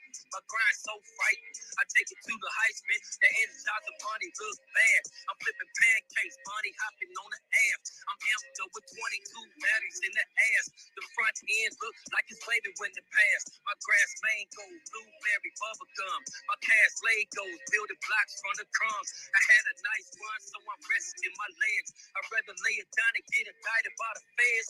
Yeah, it's no fun when I arrest on your head. They shut your shop down, repossess all your bread. Hell yeah, I'm scared, blood, I ain't bone crusher. I've been to the pen begging, let me hold something. On lanes I be puffing, no push while I'm sexing. Bed in the bed, sticking eggs when it's breakfast. Free from the pressure, I'm through living reckless. Only weight I feel on my chest is my necklace. That passion is cash, women fast cars. I've been past the bar, I'm a pussy connoisseur. I'm far from the norm, upscale, all star. I'm in a living large, but I'm still going hard. Yeah, I can get classy and dope for a flash. I can lace you up from A to Z, just ask me. I can give you a game, how to knock you some freaks. Whether at the mall, on the block, or the beach. These weenies wanna creep, but I keep tight security. red beans, night bitches, ghost, this is security. Bears want to infiltrate, entrap and lure me. Hating trying to confiscate my cash, cars, and jewelry. They ain't got a clue on me, investigate thoroughly. Shaking they surveillance in escape routes for Swordsby. Heading diamonds through me, had breezes say they threw me. Off them inky gourd trees, drinking like a brewery. Yeah, I bang till the bang is gone. I bang for the cause. I bang for the dogs. I bang for the gangster hoes. Lanes. I bang just for Pasadena Rose. I bang when I fit and I click, I'm gone. I chose to bang when I R.A.P. I chose to bang cause bangers love beef. I bang the heat. I bang for free. I bang when I sleep. I bang the freaks. I bang hammers like judges to your cop for plea. I put the B-A-B-A-N-G. Been banging ever since a baby G. Before y'all walk, I banged on my knees. I bang with nines. I bang one time. I won't stop banging till the hood is mine. I bang when I grind. I bang to shine. I bang, bang, bang like oh here trying on. Bang your brothers. I bang baby mothers. I bang undercovers. When I bang, I smother. I bang like no other. Bang to sound best as I bang with the best. If I don't bang, this banger don't rest. A lot of bangers front. I bang for nothing. I bang volunteer just for calling me cousin. Man, I bang by the dozen. Bang the tracks. I'm not a studio banger, but I bang on wax. I bang on my son so hard, he bang back. In this banging arena, I own bang belts. I love banging so much, this banging need help. When I walk past mirrors, I bang on myself. I bang with nines. Blood, hold up. Let me get it right, my nigga. I bang got the teeth like the cat. Creeps. I bang with 20 sheets sliding out of a freak. With 21A7s, I'm labeled bang of the week. For them keys and cheese, nigga, I bang with these. Yeah, I bang with ease when I'm off them trees. I bang in a lack bucket Benz or SUV. Man, that nigga do a lot of banging. Hold on. Let's pause this shit. Pause that shit. Man, that nigga banged on everybody I know, man. Like I was waiting on the nigga to stop banging. God damn. 50-some years old, that nigga banging like a motherfucker, man. God, he been banging for 50 years. Man, my nigga banged on his son. My nigga banged on everybody. Ain't nobody safe. Hey, when he banged on his son, that really like got me right there. I'm like, damn, you banged on your son? And he banged back. Right. They raised the nigga right. Damn. D-Class, you got your computer up, nigga? Play some shit. Man, shit, I started putting that motherfucker together. Nigga, get your computer up and running. That's what we were giving you time for. Yeah, right. I'm trying to hold the phone. I done accomplished the mission of rolling the sweep. So give me a minute. Give me one more song. Hey man, they got these at Walmart. Oh, see this right here? Hey, you put this on your phone. Look, it come with a microphone too. Yeah, for $30. Come with a microphone. You can sit it on your table. Best Buy. Nigga, go to Walmart, grab you one of these, man. You could use it at home and you can stream outside. It got a light on it and it comes with a microphone that hooks up to your phone. Okay. It's dope, bro. Look, tap in with it, set the plug on the camera. Got the light on it and everything, bro. You can hold it, you can stream. This is what I use when I go outside. Okay. It got a microphone that attaches to it, and then I just hook the plug in to my power cord. $30 at Walmart, man. Cheap investment, man. About to go get one. Hell yeah. I got this big ass ring light. That's why I look all, I got a big old ring light that my phone is holding on to. It stands up about 10 feet tall and shit. I can turn it to different colors and come with a remote control. I don't know what I do with the mic. My wife in the other room. Cause you see how he got the color going on in his background. I can do the same shit. You know what I'm saying? Oh yeah. Snubs, what color we on today, bro? I'm black color, man. Look, plain white. Hey, he said I got color, man. Look, I got the remote too for it. Maybe we go get the light. Goddamn, hold on, man. You got to get the whole thing. Hold on, let me jump out. I'm gonna jump back in. All right. Yeah, my nigga went and switched colors on me. So you gotta get off that white light. Yeah. I got the green, red, blue. Yeah. Yeah, I'm gonna tell my wife I'm about to go take her light, and I don't know if she know it. He said, I'm taking her shit. Yeah. Yeah, we got the lights going on up in here, man. Let me switch some of the, yeah, y'all see that background, man? Yeah. You know? See, you gonna make me jump out and come back with some color, my man. Hold on. You better go get that color. Look, I'm red, Snubs blue, man. We There in we the go. building, nigga. We in the building, bro. See, the fact that I'm competitive, give me 1 second. I got you. Know it. I'm gonna take you out the thing so till you come back.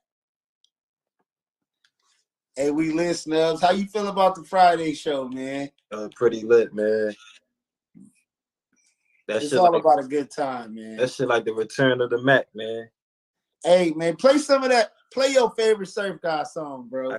Hang tight. I'm gonna let you pick it. All right. I got the Blue Room going on. There we go. Boom, boom, boom.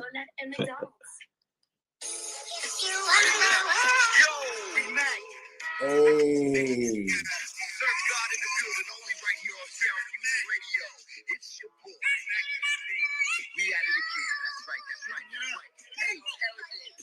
Oh, you got him switching. This ain't making the stallion. This the return of the Mac. Don't give it these hoes back. Don't give it these hoes smack. Sending them to the track. You ain't never. I be whipping. I be in the kitchen. You be talking the shit that you ain't living. Sip in position. Really water whipping. When I was on the first, when you was in the hearse, I get it out of purse. We want the work. I want the work. I want the work, work, work, work, work. I want that ass on the photo, twerk, twerk. I want to make that money, because ain't a damn thing funny to her.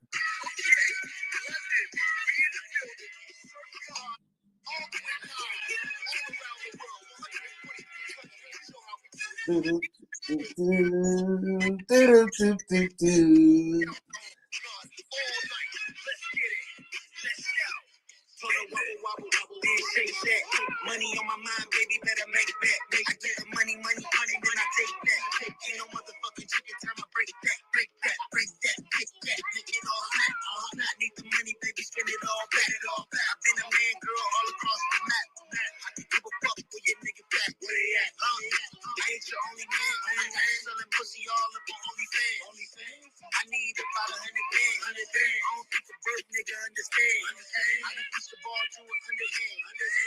Yo, I told you, my nigga, I got smoke for you. I used to pick it all in my ashtray.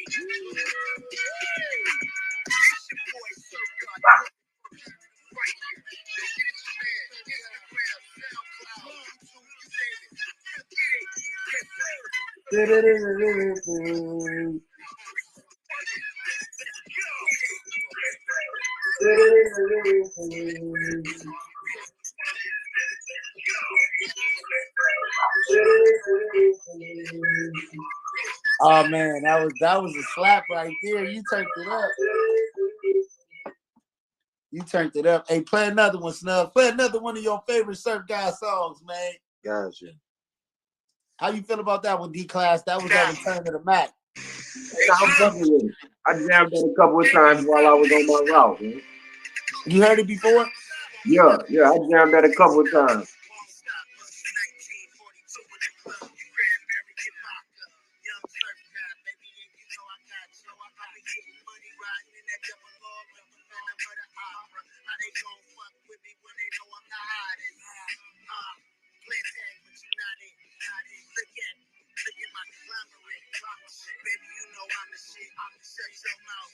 I'ma roll up something that's gonna be killer. Some trilogy to this, so give a fuck how they feeling. I've been making this money, trying to stack it to the ceiling. Moonwalk, my smooth talk. Used to whip it up on the napkin, and we just sit and let it cool off.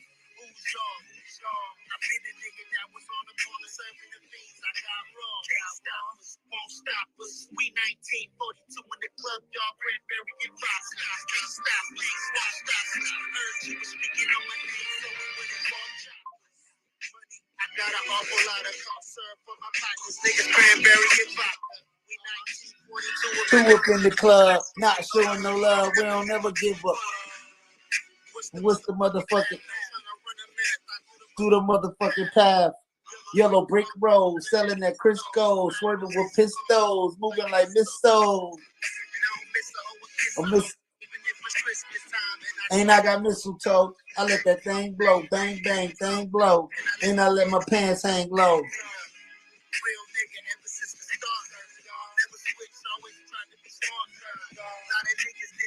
Who they part and have no heart, niggas better aim with a dart. Can't stop us, won't stop us, y'all Cranberry. Can't stop us, won't stop us. Miss me with the dumb shit, all I did was give you pussy ass niggas to style to run with. While sipping on Perry Young. About to kill him tonight. Like a sunny delight.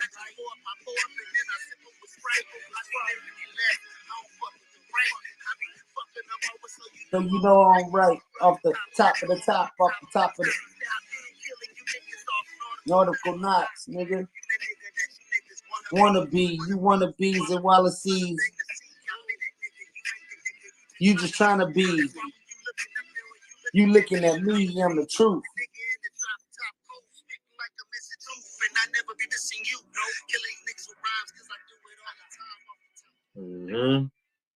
Okay. Yes, sir. Can't stop us, won't stop us. We 1942 in the club, you Cranberry and vodka. Hey, how you feel about that one, D-Class? Hey, I don't know, my nigga. I still fuck with the Cranberry vodka a little bit, my nigga. I don't know how I'm supposed to take that.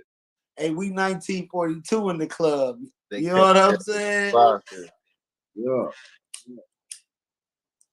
Yeah, nah, that's his jam though. I'm fucking with it. That's Snub's jam. Snub's from Philly, so he respect real rappers. You know what I'm saying? I was on that bitch gassing. He got that feeling like, nigga, is this motherfucker, is this Freeway in him or what? Like, nigga, I remind you of your cousin Petey Crack. You know what I'm saying? Yes, sir. All right. D-Class, you got your computer ready to go? Yeah, I got a beat, man. And this is some different shit for me, but let me know what you think about it, man. Play the beat and me and Snubs gonna freestyle to it.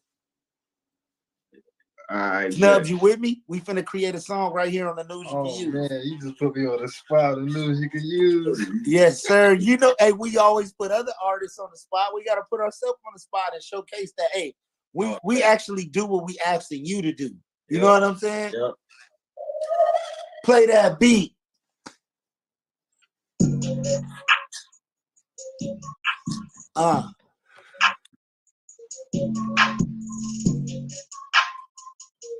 Yeah. She's a freaky little bitch. She's a little switch. We don't fuck around with hoes who don't ride up on popo sticks. And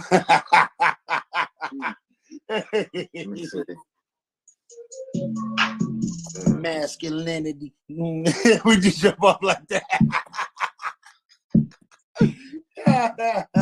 All right, let me get serious.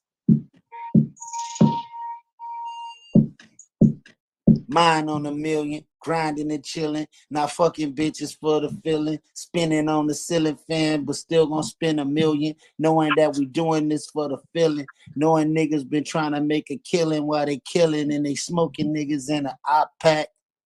I'm good long as God got my back, riding around and I'm holding on my strap. Out in Texas with my boy D-Class, my nigga Snubs gonna show a nigga some love.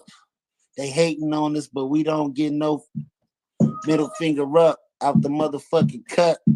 Smoke these niggas in our motherfucking blunt. Call that shit the iPad.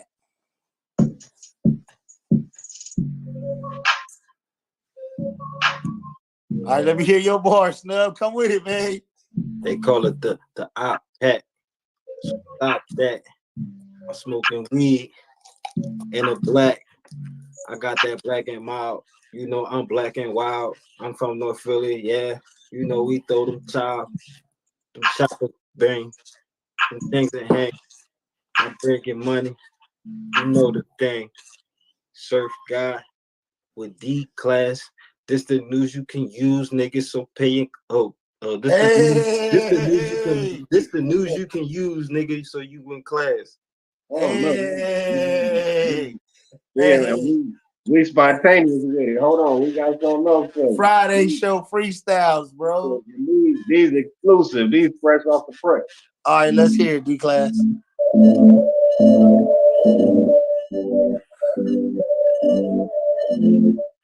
Oh, I'm gonna let Snub start this one because this is right up Snub alley right here.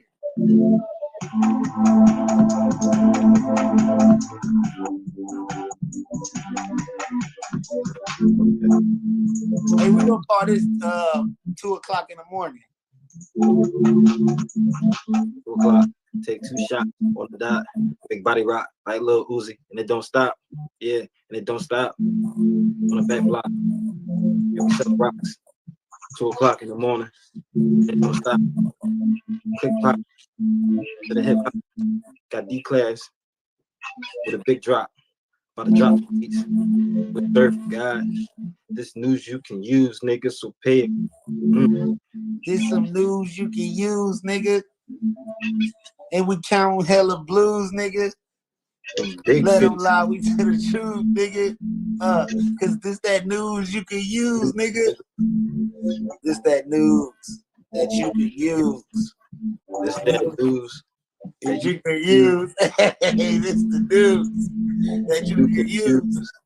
This the news, hey, that you can use. Hey, so this the news you can use. Hey, this the news you can use. Hey, you can use. Hey, this that news. This that news you can use. Hey, this the news you can use.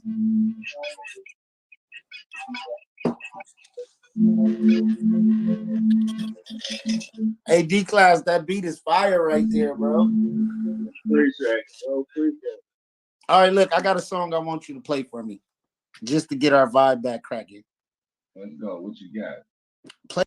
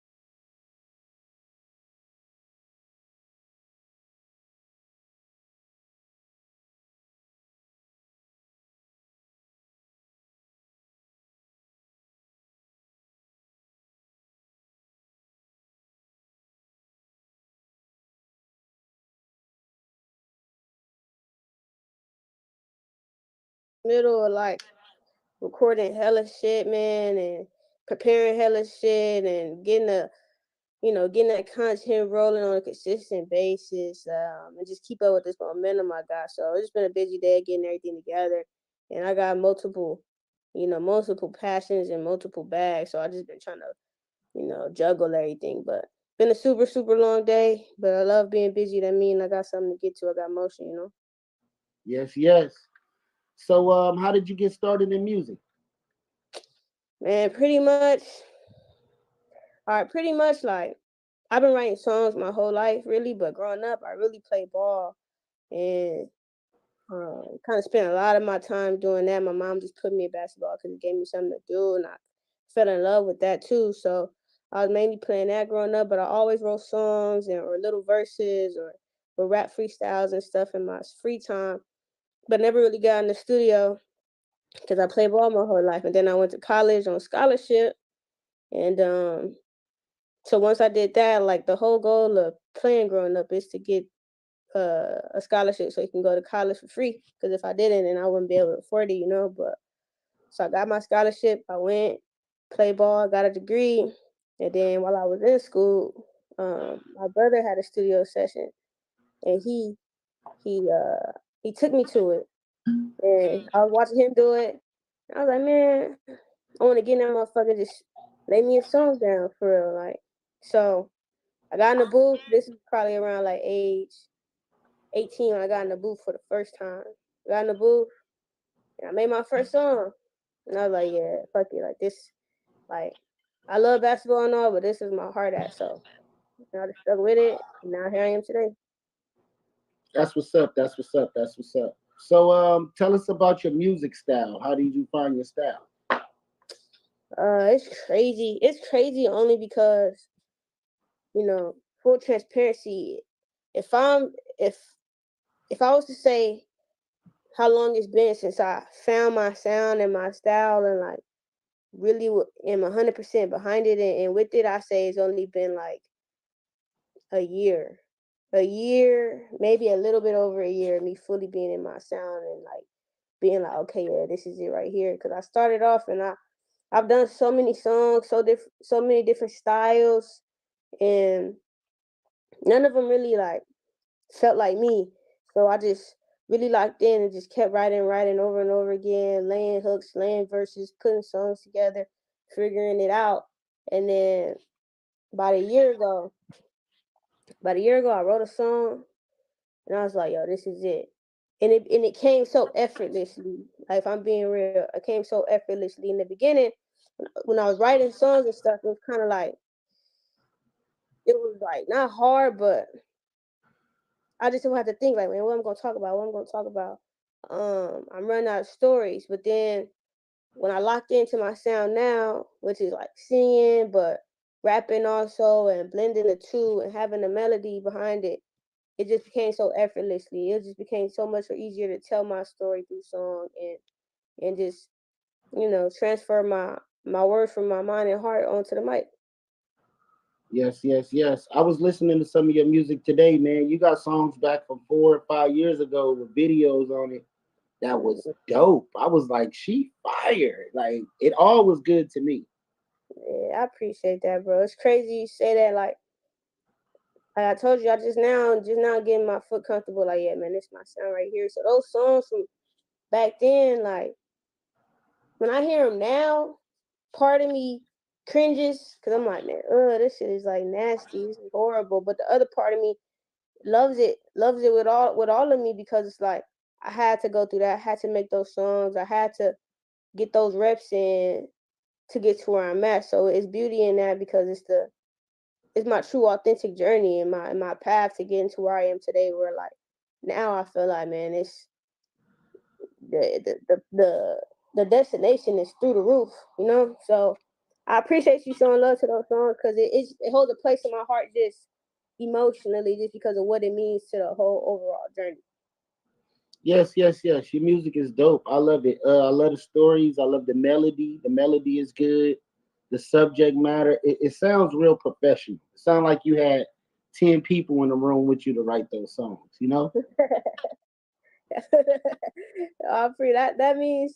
That means a lot because that means it's in depth and it's not like you can feel that it's full, But everything I spit, everything I write I write it all, and in the studio, really, it just be me and my engineer. His name is Taylor. Shout out to Taylor, but it'd be me and him in there, and I spit my stuff, and he's on me tough. He's like, man, nah, like you could do it better, or try this melody. He gives me melodies. He gives me a harmony I can follow. He does put in some words sometimes, but other than that, it's me, and then he just come in with the fine tweaks, and together we just make art. So I'm really grateful for him, but my songwriting process came a long way also, just being able to work on my pen. But like anything in life, you feel me? Like it take your 10,000 hours, you know? Yes, yes. Anybody watching this and the caption is wrong, I opened up the wrong studio and went live on it, but I will change it after we're done with the interview. The interview that you're looking for, that you probably thinking you're gonna watch right now, is coming tomorrow. But back to the regular scheduled program. So, how did you find your passion, your love for music? Yeah, I mean, I think I'm a creative. I do a lot of things outside of music too. But I've always been that creative person. Like I said, I've always written songs. I've always written verses. I've always written hooks and stuff like that. So I always knew it was a passion of mine. It's something I was really in love with. I just never had the time to really hone in on it and actually lay songs growing up, because like it was embedded in my mind. Like, go play basketball, go get your scholarship, and go to college for free. So that was just always embedded in me and like just programmed into my mind to think like. So I never really took the time to pursue my music or get in the studio. And then, I saw my brother. I went with him to his studio session. I saw him do it. And I was like, man, fuck it, bro. Basketball got to end soon, because after you finish playing college, if you don't want to go overseas or go pro or nothing, you pretty much done. So I was like, I got 3 years left for this shit. Like, it's coming to an end soon. I don't want to go overseas. Lock in. So I hopped in the studio, and the first time I was in the booth, I was nervous a little bit, but it felt like home too. So I just stayed with it from there. My love just continued to blossom for it, and now it's like at the forefront of my life. So who are some of your inspirations? Some of the artists that you looked up to before you started doing music? Man, first and foremost, I love J. Cole. I love J. Cole wholeheartedly, man. He tells stories. He tells stories through songs, and he paints them for you so vividly, and his subject matter, the substance, and all of that, it just captivated my heart, because it's real and it's raw, and I feel like I knew him through his music. So I love J. Cole. I love Drake. My favorite Drake album was Nothing Was the Same. But I love Drake. I love his versatility, that he raps, that he sings, that he can spit, and he can give you a love song. That versatility is admirable. I love Kehlani. I love how she sings, how she puts her passion into her songs. I love Ari Lennox. I love Summer Walker. I love all of those artists, man. I love all of those artists down, like, wholeheartedly. I love Janae Aiko. I love her. Love Meek Mill also. But really just like what I listen to all the time and like kind of use is like, craft honing. I love J. Cole. I tune into him and study his artwork. I study Drake's artwork. I study Nicki's artwork too, just in her wordplay. Try to like, wordplay more and throw intriguing things in there. I listen to Lil Durk for his melody and his ad lib and how you sneak him in, his voice change, his cadence change. So that's just some. But those are the people I look up to. So who is your top 5 favorite female artists? Rap or singing or both? Whatever order or whatever genre you like. Okay. Summer Walker, Nicki Minaj. I love Kinnaman too. I love Kinnaman. She's kind of underground, but I love Kinnaman. I got 5, so I'm trying to pick like. You got 3 so far. Okay, 2 more. Trying to pick real diligently.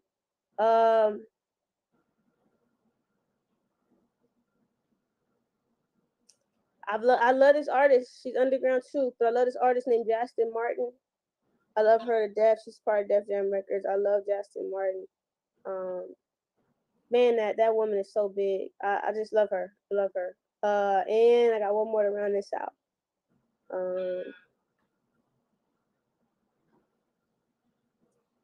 Honestly, okay, I'm gonna say this. Honestly, I love Trina. And a lot of Trina, people number 5. And that was a good one. That was a good lineup. appreciate it. Who's Yeah. yours? Who's yours? Who's your top 5? My top 5 female artists. Yeah, female artists. I'm gonna go with Little Kim. Mm. I'm gonna go Foxy Brown, Gangsta Boo from 3 6 Mafia, Mia X from No Limit, Okay. and then Lady of Rage from Death Row. Okay. All old school. I love that. Yeah. All right. I want to put Queen Latifah in there and Roxanne Shante. You know, Nikki is, you know, they all in there, but like I had to go with the GOATs first. You know what I'm saying? Yeah. You know, they laid the groundwork for it. Most of the artists that's out right now, they doing nothing but the same thing they was doing 20 years ago. Right, exactly. Unlike yourself, you know, you got a unique style. How would you explain your style? How would I explain my style, man? It's hard for me to put it in like a box because, like I said, you know, I could rap it to you, or I could sing it to you, or I could do both on one record. And if I just describe my style, man, it's just straight. It's truthful. It's honest. It's what I feel. It's what I think. It's what I've experienced. You know, so I say the truth, authenticity, and like the honestness of it is kind of cold vibes because I'm telling you something in my songs. You know, I'm speaking about real shit. I'm giving real lessons. I'm giving real hope. I'm giving real, you know, encouragement. But then I'm also like really a lover girl at heart, man. That's why I'm giving you love songs too. Like I heard that in your music. yeah, I'm giving you love songs. I'm a lover, but I'm also owning my shit in that because I've had my toxic days, you know. So I don't know. When I get comparisons a little bit, people always tell me like it gives like days or it gives a little sense of Tory or I got Doja Cat a few times and like Cole and Drake and stuff. But I said people probably sleep on her, but I think you sound like Dej Loaf a little bit. Yeah, I get that too a lot. Dej Loaf. I get Dej Loaf a lot. And people do sleep on Dej. Dej is talented. Man. He had a hit. I think Coi Leray got her style from Dej Loaf, if you ask me. I can see that. I can see the influence.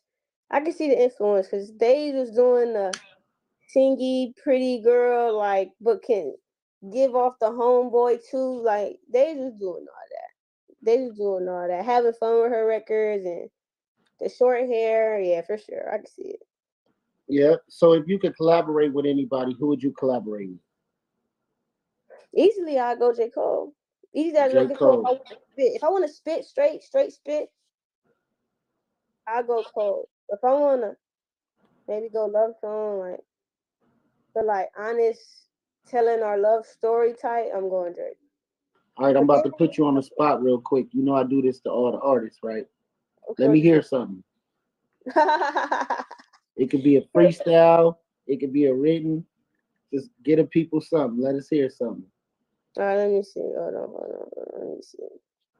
Can you still hear me? Yeah, I still can hear you. I can't see you though. All right, hold on. Here I come back. My fault.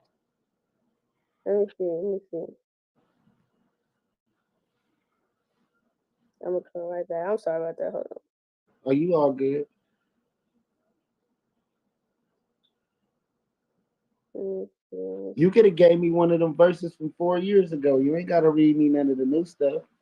Yeah, one of the verses 4 years ago. Hey man, let me hear it. Let's see.